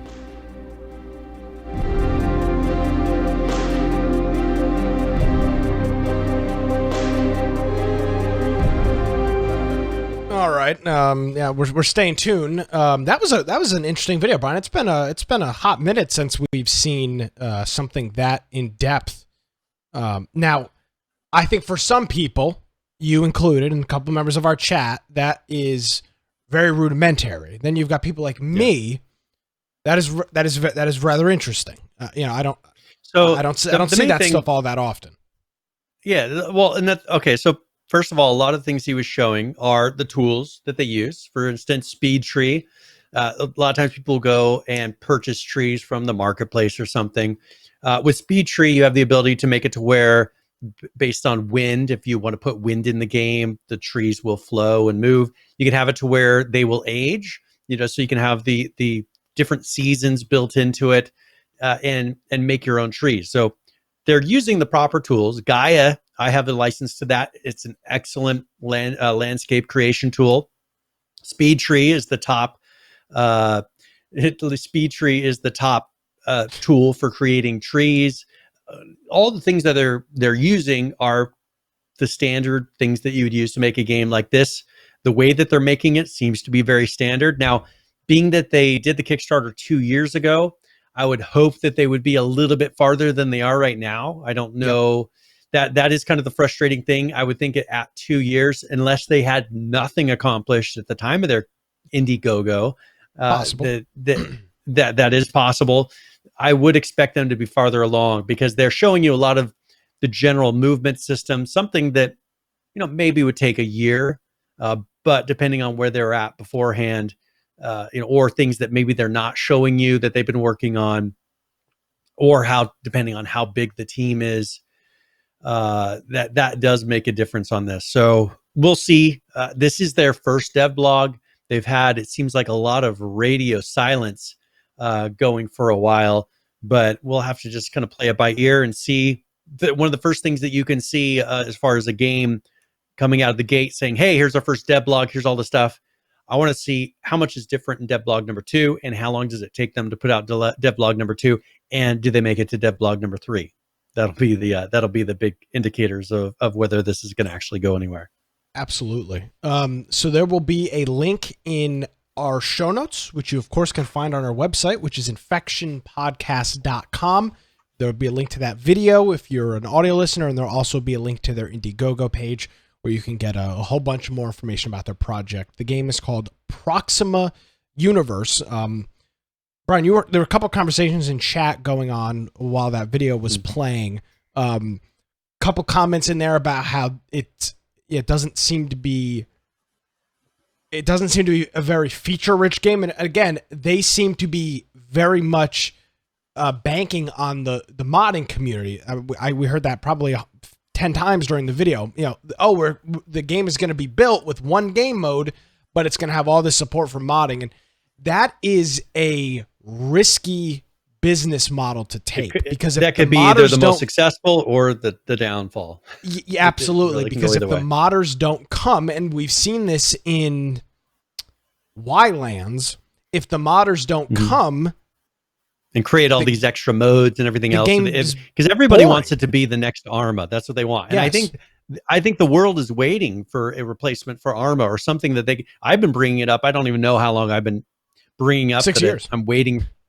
It's practically, I've been waiting for somebody to release a very basic game model, right? That has all the tools to allow people to create their own mods and make something really impressive.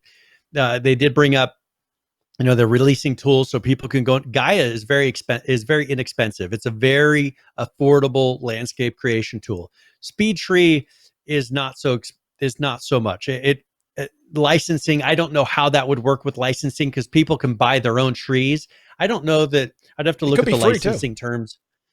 Well, it's possible to be free. Yes, everything could be free on the internet, amazingly. But I don't know that most people are going to put that much time and effort into something unless they see that people are really using it. So it's really hard to get that initial set of people to put in all that effort into a game that they can't guarantee is going to have a result. You almost have to have them create the first couple game modes, seed it a little bit, to where then people see, okay, there's potential. Get people playing those initial set of game modes, and then people will come and start modding for it, creating levels, maps for it, things like that. Here's the other thing too. I think as a developer, they would be very surprised at how little you can compensate somebody for decent work.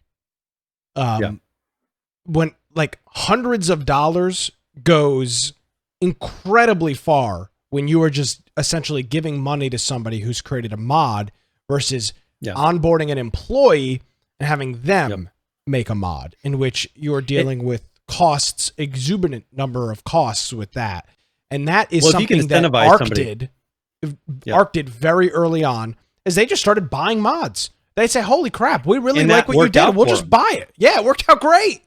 It made their game better. If you look at the various mods that they have that they implemented into the base game, to where you don't even need the mods anymore on the side, that for them worked out very well, because it increased the playability. The players, there's a lot of people that have some ability in, for instance, Unreal Engine to go in and make these things. They'll play the game. The developers get it 90%, or even maybe sometimes 50% there. These random developers come in and say, well, I could fix this, I could fix that. And then they make a mod that totally rebuilds the whole base building system, that rebuilds the whole crafting system, that goes through and fixes a lot of these things. Now, the problem is then they reach the limitations of the game. And for instance, Arc, you don't see a lot of things fixing the character models, fixing the character animations, because they didn't make it easy for them to do that. That's what I'm saying. You need to have a company that comes in and creates enough to where even if the animations and all those systems aren't great, then give the people the tools to go in and fix it for you. And I think that's one place that Epic, or sorry, not Epic, but Arc has really failed in, is creating that incentive and giving everybody enough tools to go in and kind of fix their systems. It'd be nice if they could, because one of the things that isn't great are the character models in there. Now, the problem is they don't have pre-made character models. They have this builder system. So it makes it more difficult for people to go in and adjust that. But I think that's where there's still a market out there for a platform for modding, because I don't see Arma, the next version of Arma, coming in and doing what it could do back in the day. They're too outdated. They haven't done enough with their engine yet. And I haven't seen another game that's solely focused on being a platform for modding yet. And I think that it would be great. We'll see if they do end up doing it, but I just haven't seen it yet. Yeah. So something to look forward to. Again, you can go to their Indiegogo and you can see that looks like they're expecting shipping December 2020. So ideally, there will be something playable later this year. Which 2 years from for 2 years from Indiegogo, if you have very little starting, that is realistic. If they this have was not a huge campaign, by the way. They only raised 32 they didn't grand ask for that US. much money. Yeah, for how much they received, I think what they're showing is about on par for what they show as far as they've received money wise, the amount of time that's gone by. If they can have a very fluid and non-buggy movement system, if they can have a decent frame rate, one thing that really concerns me is I see assets that they're using that are incredibly detailed. Now, you always see this in these videos, but then when the game comes out, even in Scum, this is something that originally in Scum, I was like, oh, the graphics are so good, because when they first released it, they had everything kind of turned on high and everything implemented. As time went by and they started having to make it more performance friendly, they scaled all that back.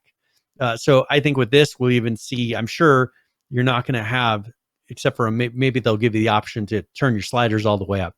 But I don't think your average system is going to be running what they're running in that video, because there's all the settings are on high, and most multiplayer games don't work well on that because there's too many variations of systems out there. Absolutely. You can check out more information. That the links will be in our show notes. Brian, we got a message this past week from our friends over at XERA. Yes. They have put their Trello board back public, which is their roadmap. So I wanted to go over a couple of things in here that are going to be taking place in season 3, and then we'll look on to season 4. Now, because, I hate to do this, but, because we're kind of a big deal, we did get the first exclusive pictures of the radio tower. Again, I didn't choose it. It's just what happens. So we had those. We already showed those. But we've got some new images here. This first one here, Brian, is the remnants of some sort of nuclear site, some sort of reactor situation going on here. So those are the remnants of that. This obviously is a POI across the map, and you can see that it's built into some sort of larger compound. So we'll see what comes of that. Next on our thing here is their bunker events that are going to be taking place. These are going to be world events that take place in some sort of bunker style area, some sort of underground compound kind of thing. One of the big things that they're also working on is throwables, and you can see here what the throwable animation looks like. It's got a colored trail thing that will indicate where your throwable is actually going to go. And then we've got some different images of some different throwables. The EMP grenades, you can see how those open. The EMP is in the middle. And then this is some sort of sticky bomb with a timer on it or something of that nature. It's got some sort of countdown. So that's pretty neat. And then finally here, a redesign on some backpacks. So those are some of the big things that are coming in season 3, including new weapons and a bunch of other things. But looking into season 4, there's a couple big things on here. One is, of course, the new map, which we've talked about, and base building. So over the next 2 seasons, we'll have some pretty large POIs added to both the old map and the new map. And then as we head into season 4, of course, new map, base building, vehicles. And then even going further out to season 5, looking for group system, a group lobby system. So grouping outside of the game, presumably. Which would be rather neat. I don't believe we've ever seen anything like that before. The groups typically are only in-game, which makes them kind of a pain in the ass. And then, of course, something I know that you're very excited about, Steam achievements. So all of those things. Get my Steam rank up. Yeah, you're an achievement whore, and getting all that stuff into the game. So some exciting things coming forward with XERA. Their roadmap is now public, and I'm sure you can find the link on their website, but if you go to our site, infectionpodcast.com, click on the show notes for episode 300, there's a link to their public Trello board. So lots of cool stuff to look forward to, Brian. We hit a lull probably about 2 years ago where that we were really concerned that there wasn't going to be anything to talk about in 6 or 8 months. And then lots of projects like XERA have popped up and have fortunately given us hope, renewed hope. Yeah, because I think we are still almost 6 years later. We are still looking for that game that scratches the itch. And so many of them kind of hint at it, like even games that we've looked at, Dead Matter, 7 Days, other games like they'll kind of be close, but even Miscreated, for instance, visually great, grouping system, base building system, horrible, right? Dead Matter was a lot of hype. Have you heard very much about it since? Still haven't played it.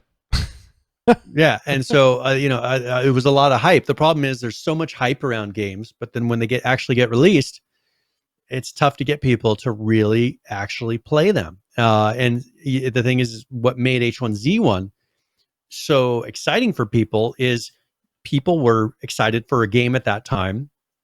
We had a long lull of no games like it, and people were hungry for it. And then once they released, people were playing daily. And how often do you see games like that where you can get a full group of 20, 30 people to play every single day? I haven't seen it since. That's what I'm waiting for. Now, well, it's been done. It's Rust. The answer is Rust. But Rust, there's a group that is trying to pull me into Rust. They've tried. Mm-hmm. They'll eventually be successful. And these guys are playing nonstop. I mean, I get to work in the morning, right? I sit down, I get my coffee, I get logged in, everything. And of course, I check Discord, and they're like 7 o'clock in the morning, they're posting about raids. And I'm like, I know you guys work. I know all of you work. What are you doing? Posting about blueprints and recipes and all this other crap all day. So they're all in. Yep.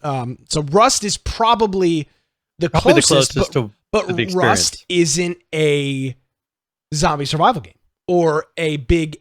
Rust is much more of a PvP than it is a PvE. There is very little PvE. And so you don't get the kind of mix.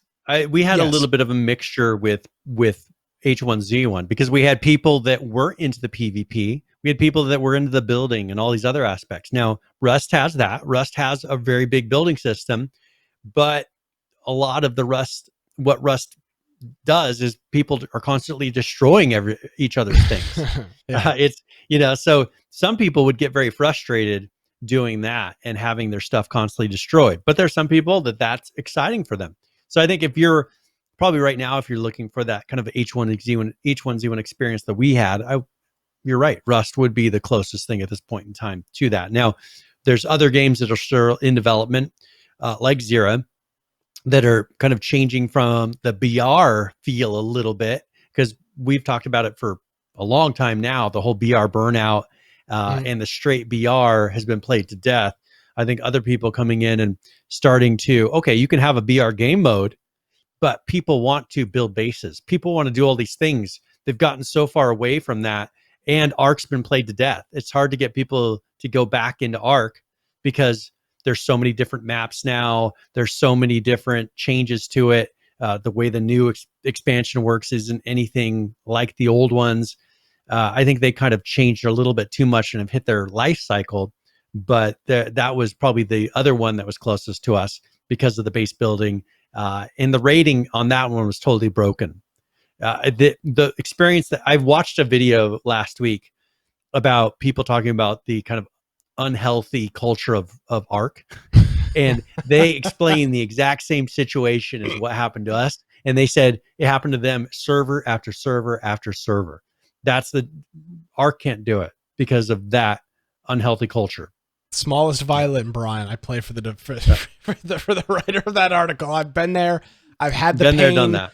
I haven't wept, but I felt defeated. I felt saddened. But that's what every single server does on ARC. I mean, it's happening over and over again. Good. I tell you what, man. Say what you want, because it's your show. But when a game can make you have that reaction, it's a successful game. Oh yeah, it is. But the thing is there is no doubt. Okay, that is true. I agree with you. But when you can get so attached to a fake Quetzal or a fake bird in a game, or some other stupid ass animal thing, when you can get so attached that you are genuinely depressed and saddened when some Chinese clan comes and stomps all over your base with a Giga and ruins your night and makes you very upset as all of your dinosaurs that they haven't killed are just running free and you're trying to get to them to try to save some of them because you put all this time into. When a game can give you that reaction, I remember us throwing dodos at those Rexes, thinking maybe. I remember just throw the my last hope was the alligator, and I was like, I'll show them. I'll just swim, and they'll never be able to catch me. And then they caught me somehow, and I was like, "This is." And then I was sad and never played Arca seriously again. But when a game can give you that reaction, Rust, Ark, 7 Days, H1Z1, XERA, Conan, Unturned, it doesn't matter. When it can DayZ, when it can give you that, it is success. Yeah. H1Z1 gave us a lot of that. Yep. And it's hard to find a game that gives you that. And everybody knows what I'm talking about. Consistently. You can't articulate it, but that's what it is. When it gives you that feel, it's good. The difference between Ark and H1Z1 is Ark has it goes up and up and up, and then there's the point where it's just destroyed. It's like jumping out of a building. Yes. Yes. But with H1Z1, even if you had somebody clear your base, it wasn't the end of the world. They didn't take months worth of progress. You still had the abilities. 11 minutes, and you've got all your, you've got your whole base. You were able to rebound almost immediately, and that's more of why I think that Rust, for example, is a more long-term solution for these type of things because the rebound is much easier. Yeah. Ark is too big of a rebound. People play and play and play. They lose everything, and it's just not worth starting over because if you start over on that server again, it's going to be the exact same thing because you can never quite get bigger than the biggest tribe, and they will always destroy you every time. There's no way to get around it, and I think that is the downside that Ark should have fixed a long time ago, but they seem to have no interest in fixing. But that makes games like Rust so successful because you can get destroyed, but you just get up and next week you're back at it again. Well, and also Rust, the one thing Rust, of course, has done, and we'll talk about Rust here in a minute, but the big thing that Rust has done, unlike a lot of other games, is they have an incredibly active wipe cycle. They are constantly wiping the game. So you are, even if you get your ass pummeled. You don't get attached to anything.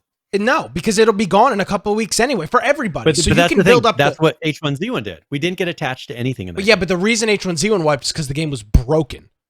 But I'm saying even if someone cleared out and stole all our stuff, we were just like, all right, we'll go find some more. More red trucker hats are just right down the road. Yeah, we get more cases and cases of shotguns. I mean, come on, we can do this.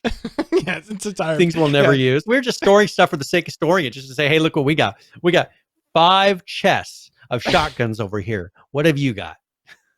I've got a picture here on my hard drive of one of our base layouts.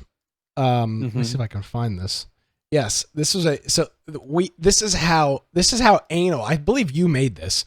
This is how anal we were about our base. This is our 2-tier base system, and this is we had rooms for items, not even just chests, rooms, entire rooms of food, where everything was organized. Clothes. So that we had rooms dedicated to each thing, and then we had maps so people could print them out and set them next to their computer to know exactly where to go to get the various items, because they didn't really have at that time, I think, a system for marking what rooms were. They did not. No signs, nothing, because those things are hard. But yeah, I mean, we're insane. Speaking of insanity, Rust, of course, is the definition of insanity. And there's a new video out here, Brian. And I'll tell you what, this video, the title, it touches on exactly what you love. Weather is here, and I need the soothing sounds of Shadowfrax to tell me. This will be what pulls you into Rust for good. Perhaps. We'll have to see. Greetings, survivors and friends. Shadowfrax here, serving you your weekly brain dump known as the Rust Update. And this week my brain is going to start by dumping on you this fresh steaming dollop of madness, because yes, right here and now, on the staging branch, all sorts of weather and funky atmospheric stuff's rolling in, and there's a deluge of associated variables and commands for server owners to fiddle and break the game with. don't worry, you won't actually wake up to this sort of sky. I'm just playing around. This is all a work in progress, of course, and therefore subject to change over the next 4 weeks, but it does look like we'll have plenty to talk to each other about after November's patch to the release branch. First of all, as an Englishman, this makes me feel right at home because soon we'll be experiencing the return of rain in Rust. This will automatically turn to snow in the Arctic biome. There will be fog and wind as per, plus now a chance of thunder and lightning and auroras at night, again in the Arctic biome, which seems like it'll soon be a much more desirable place to live. All of this will be randomized, although exactly how random it will turn out to be and how long each weather type lasts is also still subject to change. There are currently 7 different weather presets that will be taking turns inflicting themselves on us, and these are clear, overcast, fog, dust, which is basically beige fog, and which should make city dwellers feel more at home, rain clear, rain foggy, and storm. And I must say that I'm a bit disappointed. I would have expected at least 14 different types of rain presets from a British company. I mean, where's drizzle? Spitting, stair rods, and let's not forget wet rain, shall we? Anyway, a few things you should know about precipitation. 1, it will make you wet, although snow won't because it's so fluffy. It should now fill up water catchers, it doesn't put out fires, and it doesn't rain indoors, although there are some edge cases. Also, lightning won't hit things. It's just a distant effect at the moment. And in case you're wondering about all this, performance does seem to be a ton better compared to the old rain, although I'm sure we'll get some actual numbers from the team in due time. Apart from the weather deck shuffling and dealing us different hands of varying wetness and visibility, server owners will be receiving a whole slew of variables to mess around and control most aspects of the climate with, and I'll put all of these in the description for you. But in brief, there are atmosphere commands which will include brightness, contrast, directionality, not sure about how that one works to be honest, and Rayleigh scattering. Clouds can be tweaked in a number of ways, including attenuation, brightness, colouring, opacity, saturation, scattering, sharpness, and size. Fog, rain, thunder, and wind can all be controlled separately. And lastly, it'll be possible to reset the weather, load a preset, and gotta be a little bit buggier, which will tell you the previous, current, could you imagine what some of these private server skies are going to look like? All replicated convars and commands, so you'll need to use the prefix SV to run them from the client. Stay tuned and make sure you're subscribed, as I will be bringing you regular reports on how this all progresses over the next month. In other news, there will be a mandatory update on October the 26th, which will probably be for the seasonal content. There were a few fixes and changes made, including increasing the brightness of the map on the death screen, the attack sound of the M39 being fixed when using the muzzle brake, and a fix for being unable to deploy counters on the outer sides of armoured walls. Wow! In works in progress, there's quite a bit going on with the new stables monuments, of which there will be a couple of variants, and I have some shots of how they're progressing currently for you this week. These will be very likely where horses will eventually start hiding behind a scrap wall, and commits show that we'll expect to find such thrills as static hitches and troughs, dung piles, and NPCs to buy things from, and that will maybe even give us missions later on. Who knows? There are a few optimizations going on, for instance to animated building blocks, an intriguing set of commits related to a cloth test with mention of it being turned into a wearable, and a crane rig module which I believe will be an addition to the scrapyard and which will allow us to recycle cars, probably in tandem with the shredder I mentioned last week. The Happis Island rescue attempt is going well, I'm informed, although I don't have any images for how this looks just yet, and some early work is being put into being able to record camera movements and play them back in sync with demos, which is very good news for people who make cinematics like me. Okay, so now a couple of things we have to talk about. As many of you noticed after the change to how deployable items are picked up, it broke the ability to rotate workbenches, which I know a lot of you liked doing. Well, I hate to be the bearer of news you don't like, and feel free to leave me a dislike because of course it's all my fault, but that feature isn't coming back, it seems. From now on, you'll just have to pick them up and swallow the repair costs. Mostly this feature was being used to do things like clipping stuff under them or forcing them into a triangle, which is far too much fun. So sorry. And lastly, some of you will have seen this, but the majority probably won't have, so I'll fill you in. Earlier this week on Twitter, the bombshell was dropped that due to performance concerns, work on HDRP is on hold for the foreseeable future. This is different from being cancelled, of course, so it's more of a comma than a full stop. And before you start proclaiming that so much time's been wasted on it, the new art assets that have been created for it, along with other work, is going to be ported over into the current branch, which will significantly sex up Rust in the foreseeable future. This includes, but is not limited to, new cliffs, rocks, trees, many updated textures and maps, foliage, grass, and brushes, along with work on the movie maker I've mentioned before, and cinematic tools, plus code for the new asset proc-gen placement, such as cliff generation. So plenty of stuff to be getting on with in the meantime. And of course, more time for the team to concentrate on important things, such as more boats, probably. And performance. Now I'm sure you've got some stories to tell me in the comments below, so please let rip with your most intelligent thoughts on this week's video, and I look forward to reading them. Leave me a like and subscribe to the channel for more of this and other stuff. Come and watch me live on Twitch. Follow me on Twitter, Facebook, Discord, and my Steam group to stay up to date with my content. And if you'd like to support the channel, then please consider becoming a patron like these amazing people here on the right. All my links are down below and in the description. I shall catch you all soon, but in the meantime, keep calm and stay rusty. Cheerio. All right. Wow. What an update there for Rust. Lots of cool stuff. Weather, of course. It does not have weather at all right now. There's no weather. There's no temperatures, rain, but yeah, not weather. Yeah, no actual weather, which can have a much bigger impact than it may seem. Pretty basic on the weather. I mean, it's pretty much rain or not rain, and then fog. Since the thunderstorms don't really seem to have much of an actual impact. So that's all cool. Do you know anything about the Unity high definition render pipeline? That's what they were referring to, the HDRP. Do you know anything about that?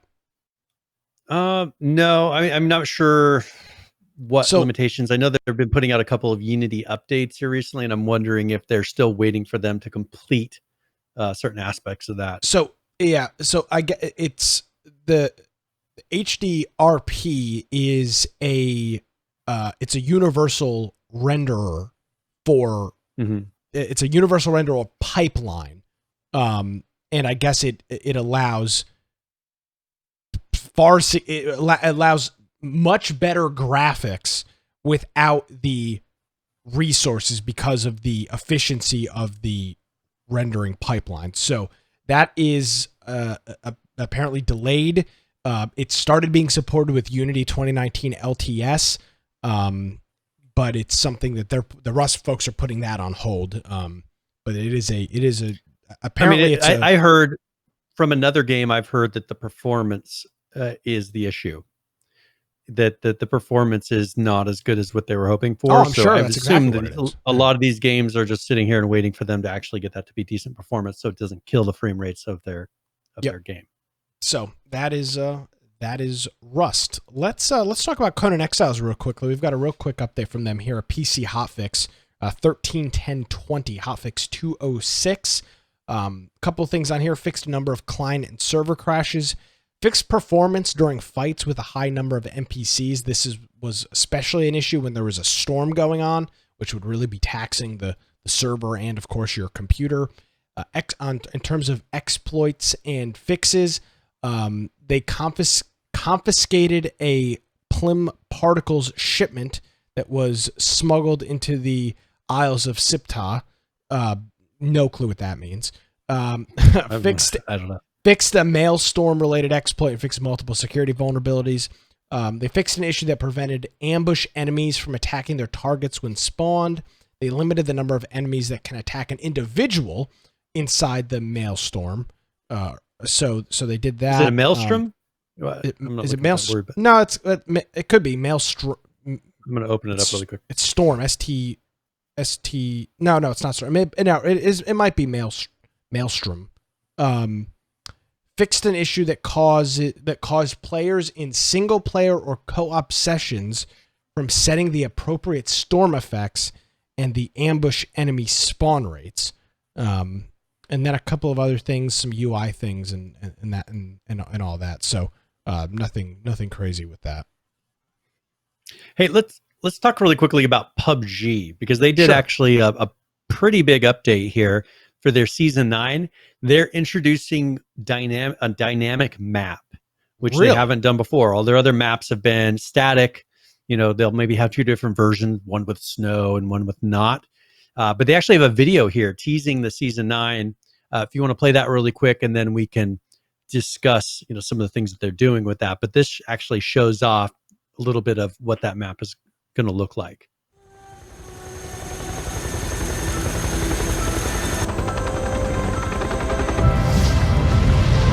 And the helicopters are new too.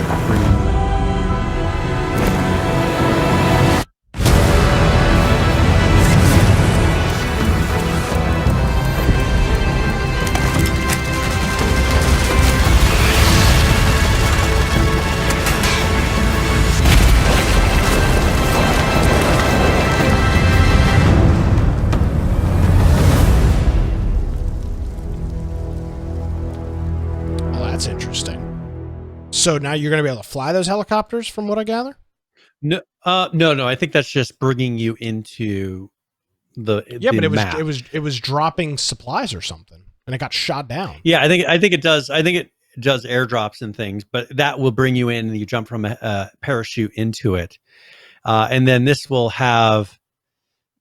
They don't exactly explain in high detail what dynamic means, but you kind of saw those 2 screenshots that they were showing back and forth, 2 clips of video. One looks like was it a volcano that had gone off, from what I could tell.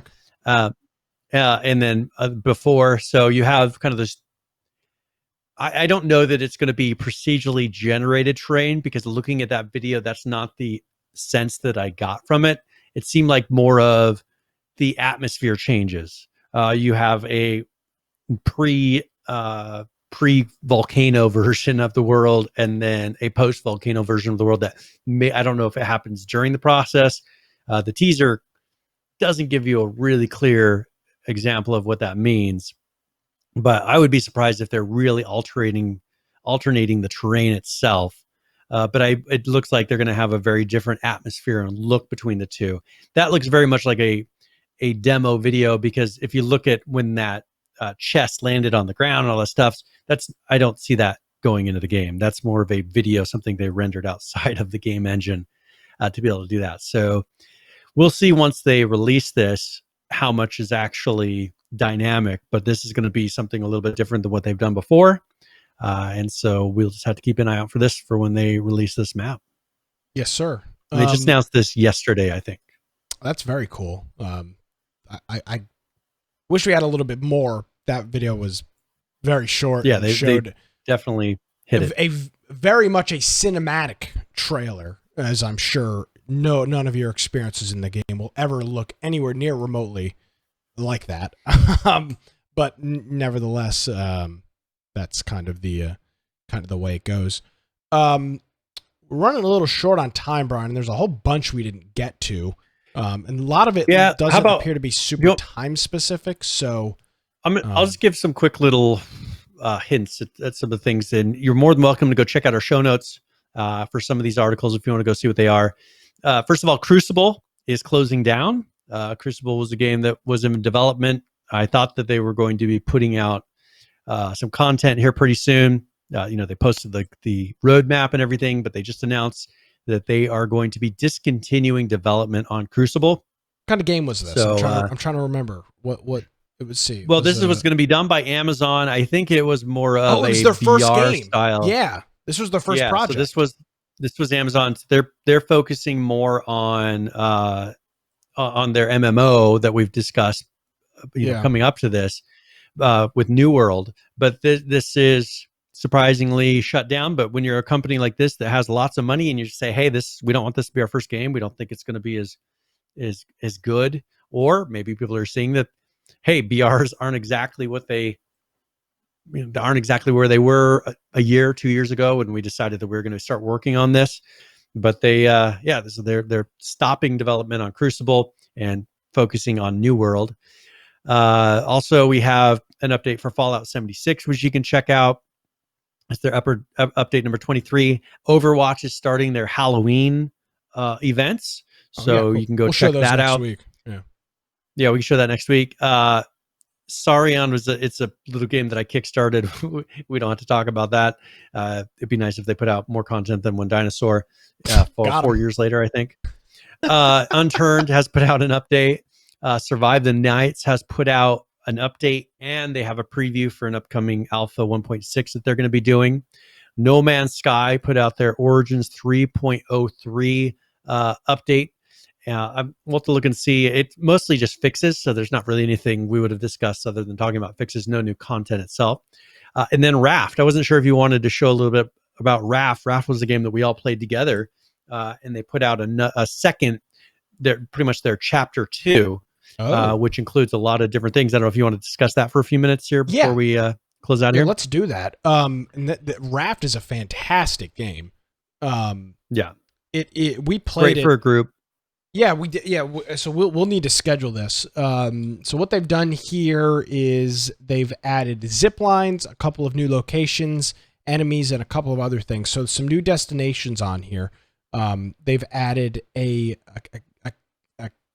caravan town that has a desert biome, and then they've added an abandoned city as well. So you can see in these screenshots here that I'm frantically pulling up that you can see this is that caravan town. You can see, what was that movie?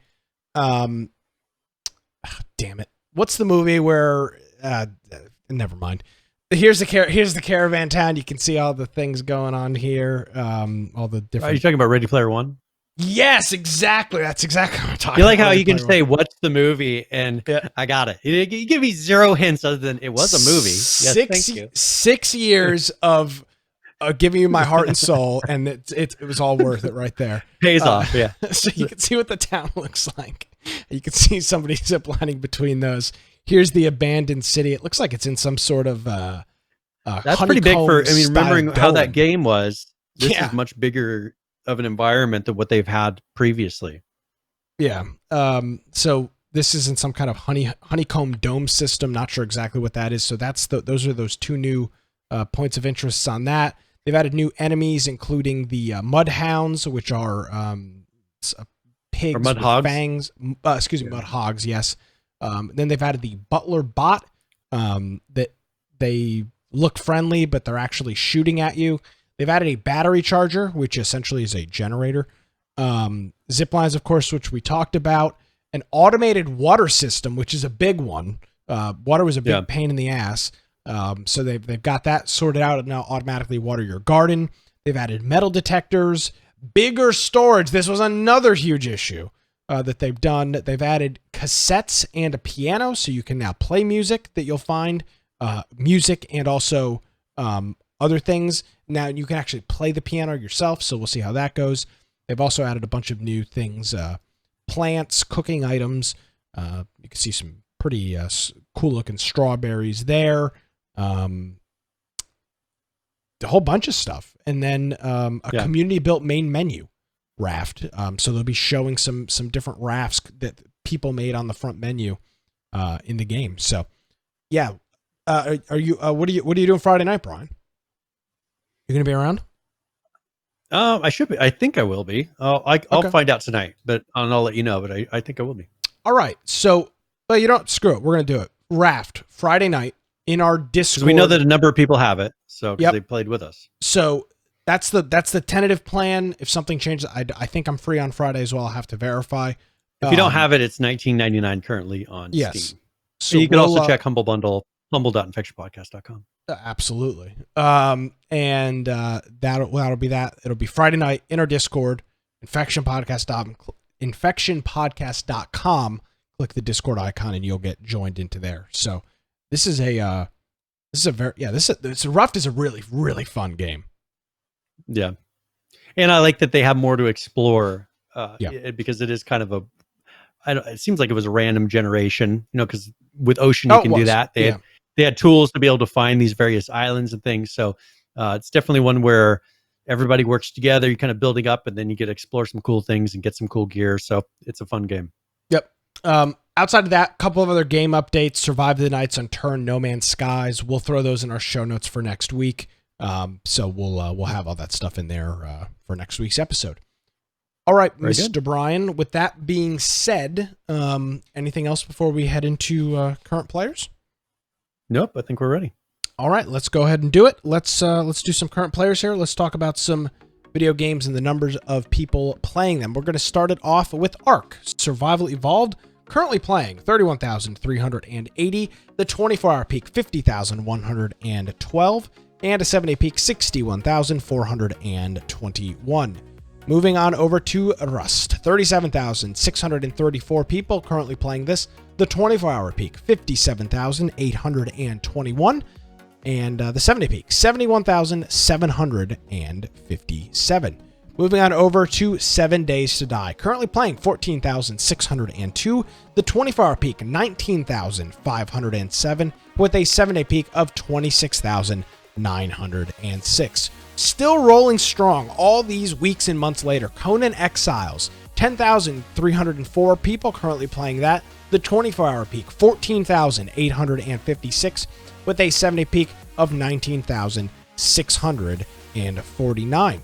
And that is going to do it for our current players. Those are all of the those are all the games and all of the people currently playing those. So staple on the program. I don't know how long we've been doing we've probably been doing numbers starting with H1Z1 probably within the first, I'd say definitely within the first 5 episodes.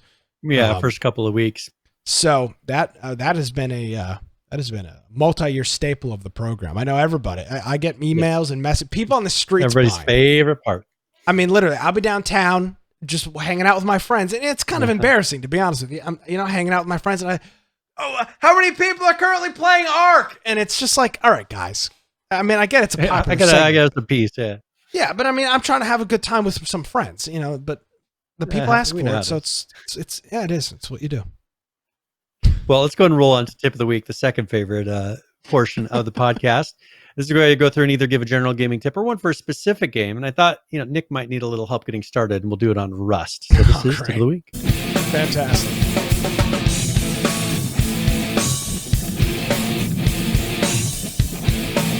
Don't ever fly the gyrocopter. Only ends in failure.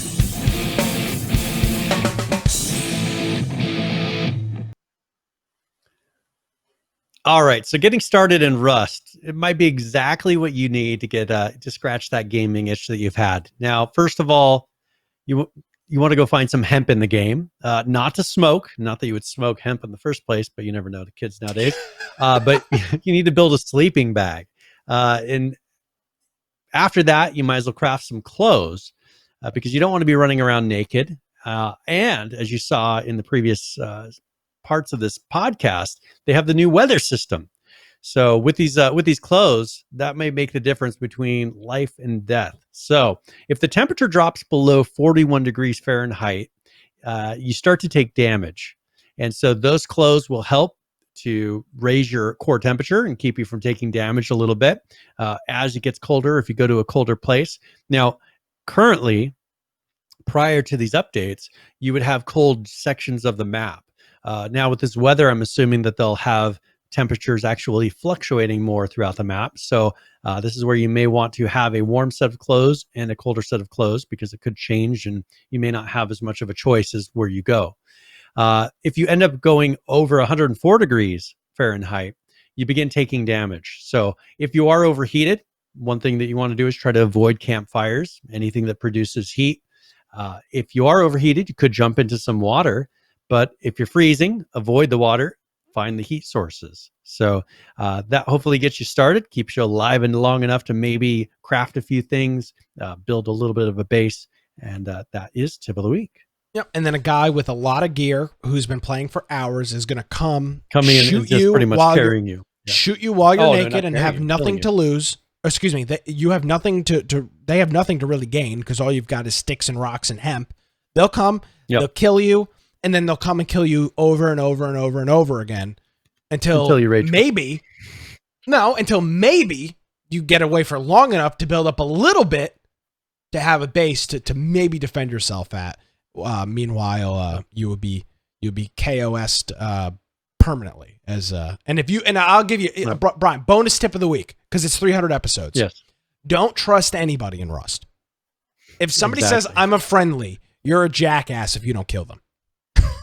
If somebody says we learned I'm this friendly, in I'm friendly, I'm H1Z1 friendly, originally. I'm friendly, and if you don't kill them, you get everything that you deserve, which is going to be you dead, and all of your stuff being taken. You deserve it. And they'll teabag you along the way. So yeah, and you deserve that too. Don't trust anybody. Yep. So, all right, let's go ahead and we'll go ahead and roll over to the game giveaway. Yes, sir. And we'll close the raffle. And congratulations, we'll redraw this. Just for Gaming, congratulations, Just for Gaming. That's a double. You have won. I know you've won a copy of The Occupation, and I will send you a link to allow you to redeem that. And thank you very much for participating. Is there anything else we need to cover before we roll on out of here? Yeah, I do actually. Rust has got a really good pro tip, Brian. He says, remember, just jumping at randoms tricks them on the jump check. That is also an approach. Just see random, just jump and hope Just to Christ keep jumping.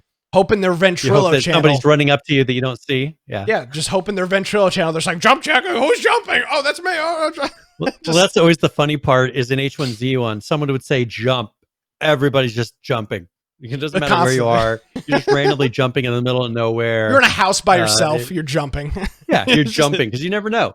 It could be around that corner or in a closet. Who knows? Yeah, exactly. So, alrighty. Well, Mr. Brian, for the last 300 weeks, people have been trying to figure out how to get in touch with you, and they just haven't been able to do so. So, finally, give the people what they want. They want to know how to get in touch with you.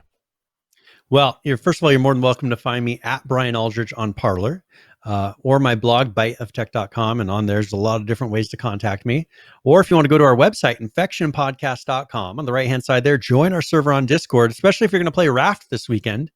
Jump on there, and we will have a channel where we're all sitting and chatting while we play. Also, we have in there a news channel. If you want to submit different topics, something you think we should be covering that we didn't, you're more than welcome to put that in the news channel, and we'll review that prior to making the show notes for the episode.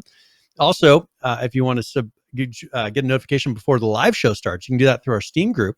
So if you join our Steam group, have Steam open, when we're starting the show about 5-10 minutes beforehand, pop up a little notification, and you can come and join in, participate in the game giveaway, participate in chat. If you want to watch the video form, we have some live forms of those, and that's through either Twitch, through BitChute, through DLive, or through YouTube. And if you want to watch the pre and post show that we do, we have that on the Infection Podcast Extras channel that's run by Judd. Also, we have on there the audio only forms, and that is down at the lower right hand side of the website. We have various links for mobile devices, for desktop devices, and a lot of different things you can do through there. If you want to follow along while you're listening, you can go to our show notes now for 300 episodes of the show. And we have links, videos, all kinds of things in there that you can click as we go through the show. If you want to support us, you can do that through the support tab on the top, or you can type amazon.infectionpodcast.com. Remember, today is Prime Day, so if you're going to be purchasing anything, just type that in right before you do some purchases. We give you a little bit of a kickback for your purchase. Or humble.infectionpodcast.com. Maybe if you're going to go and purchase Raft before the game night on Friday. So I think that's about it. But thank you for the past 300 episodes, everybody, because it's been amazing so far. Yeah, it has. We very much looked forward to doing the show, and I mean, I don't foresee anything stopping that in the foreseeable future. So yeah, that's that. Well, Brian, as always, thank you for all you do, and we will see you next Tuesday. Oh, excuse me, we'll see you Friday for Raft. And then we'll see you next Tuesday for another episode of Infection. Quick note, BitChute is back up and running. I was able to upload last week's show like normal. So if you're a BitChute watcher, my fingers are crossed that once we wrap up this show, it will actually let me upload the episode so that it can be hosted there as well. Wow, for the last 300 weeks, pretty incredible. If you want to follow me, you can do so at Nicholas M. Craig on Twitter. Of course, you can visit my IT blog, dudeandit.com. If you want to check out part of the show, maybe you missed an image, a link, a video, all that fun stuff. It's on our website, infectionpodcast.com. Thank you so much for joining us, everybody, and everybody that has joined us over the last 300 episodes. Have a great week. We'll see you Friday night for RAFT and next Tuesday for another episode. Have a great week, everybody.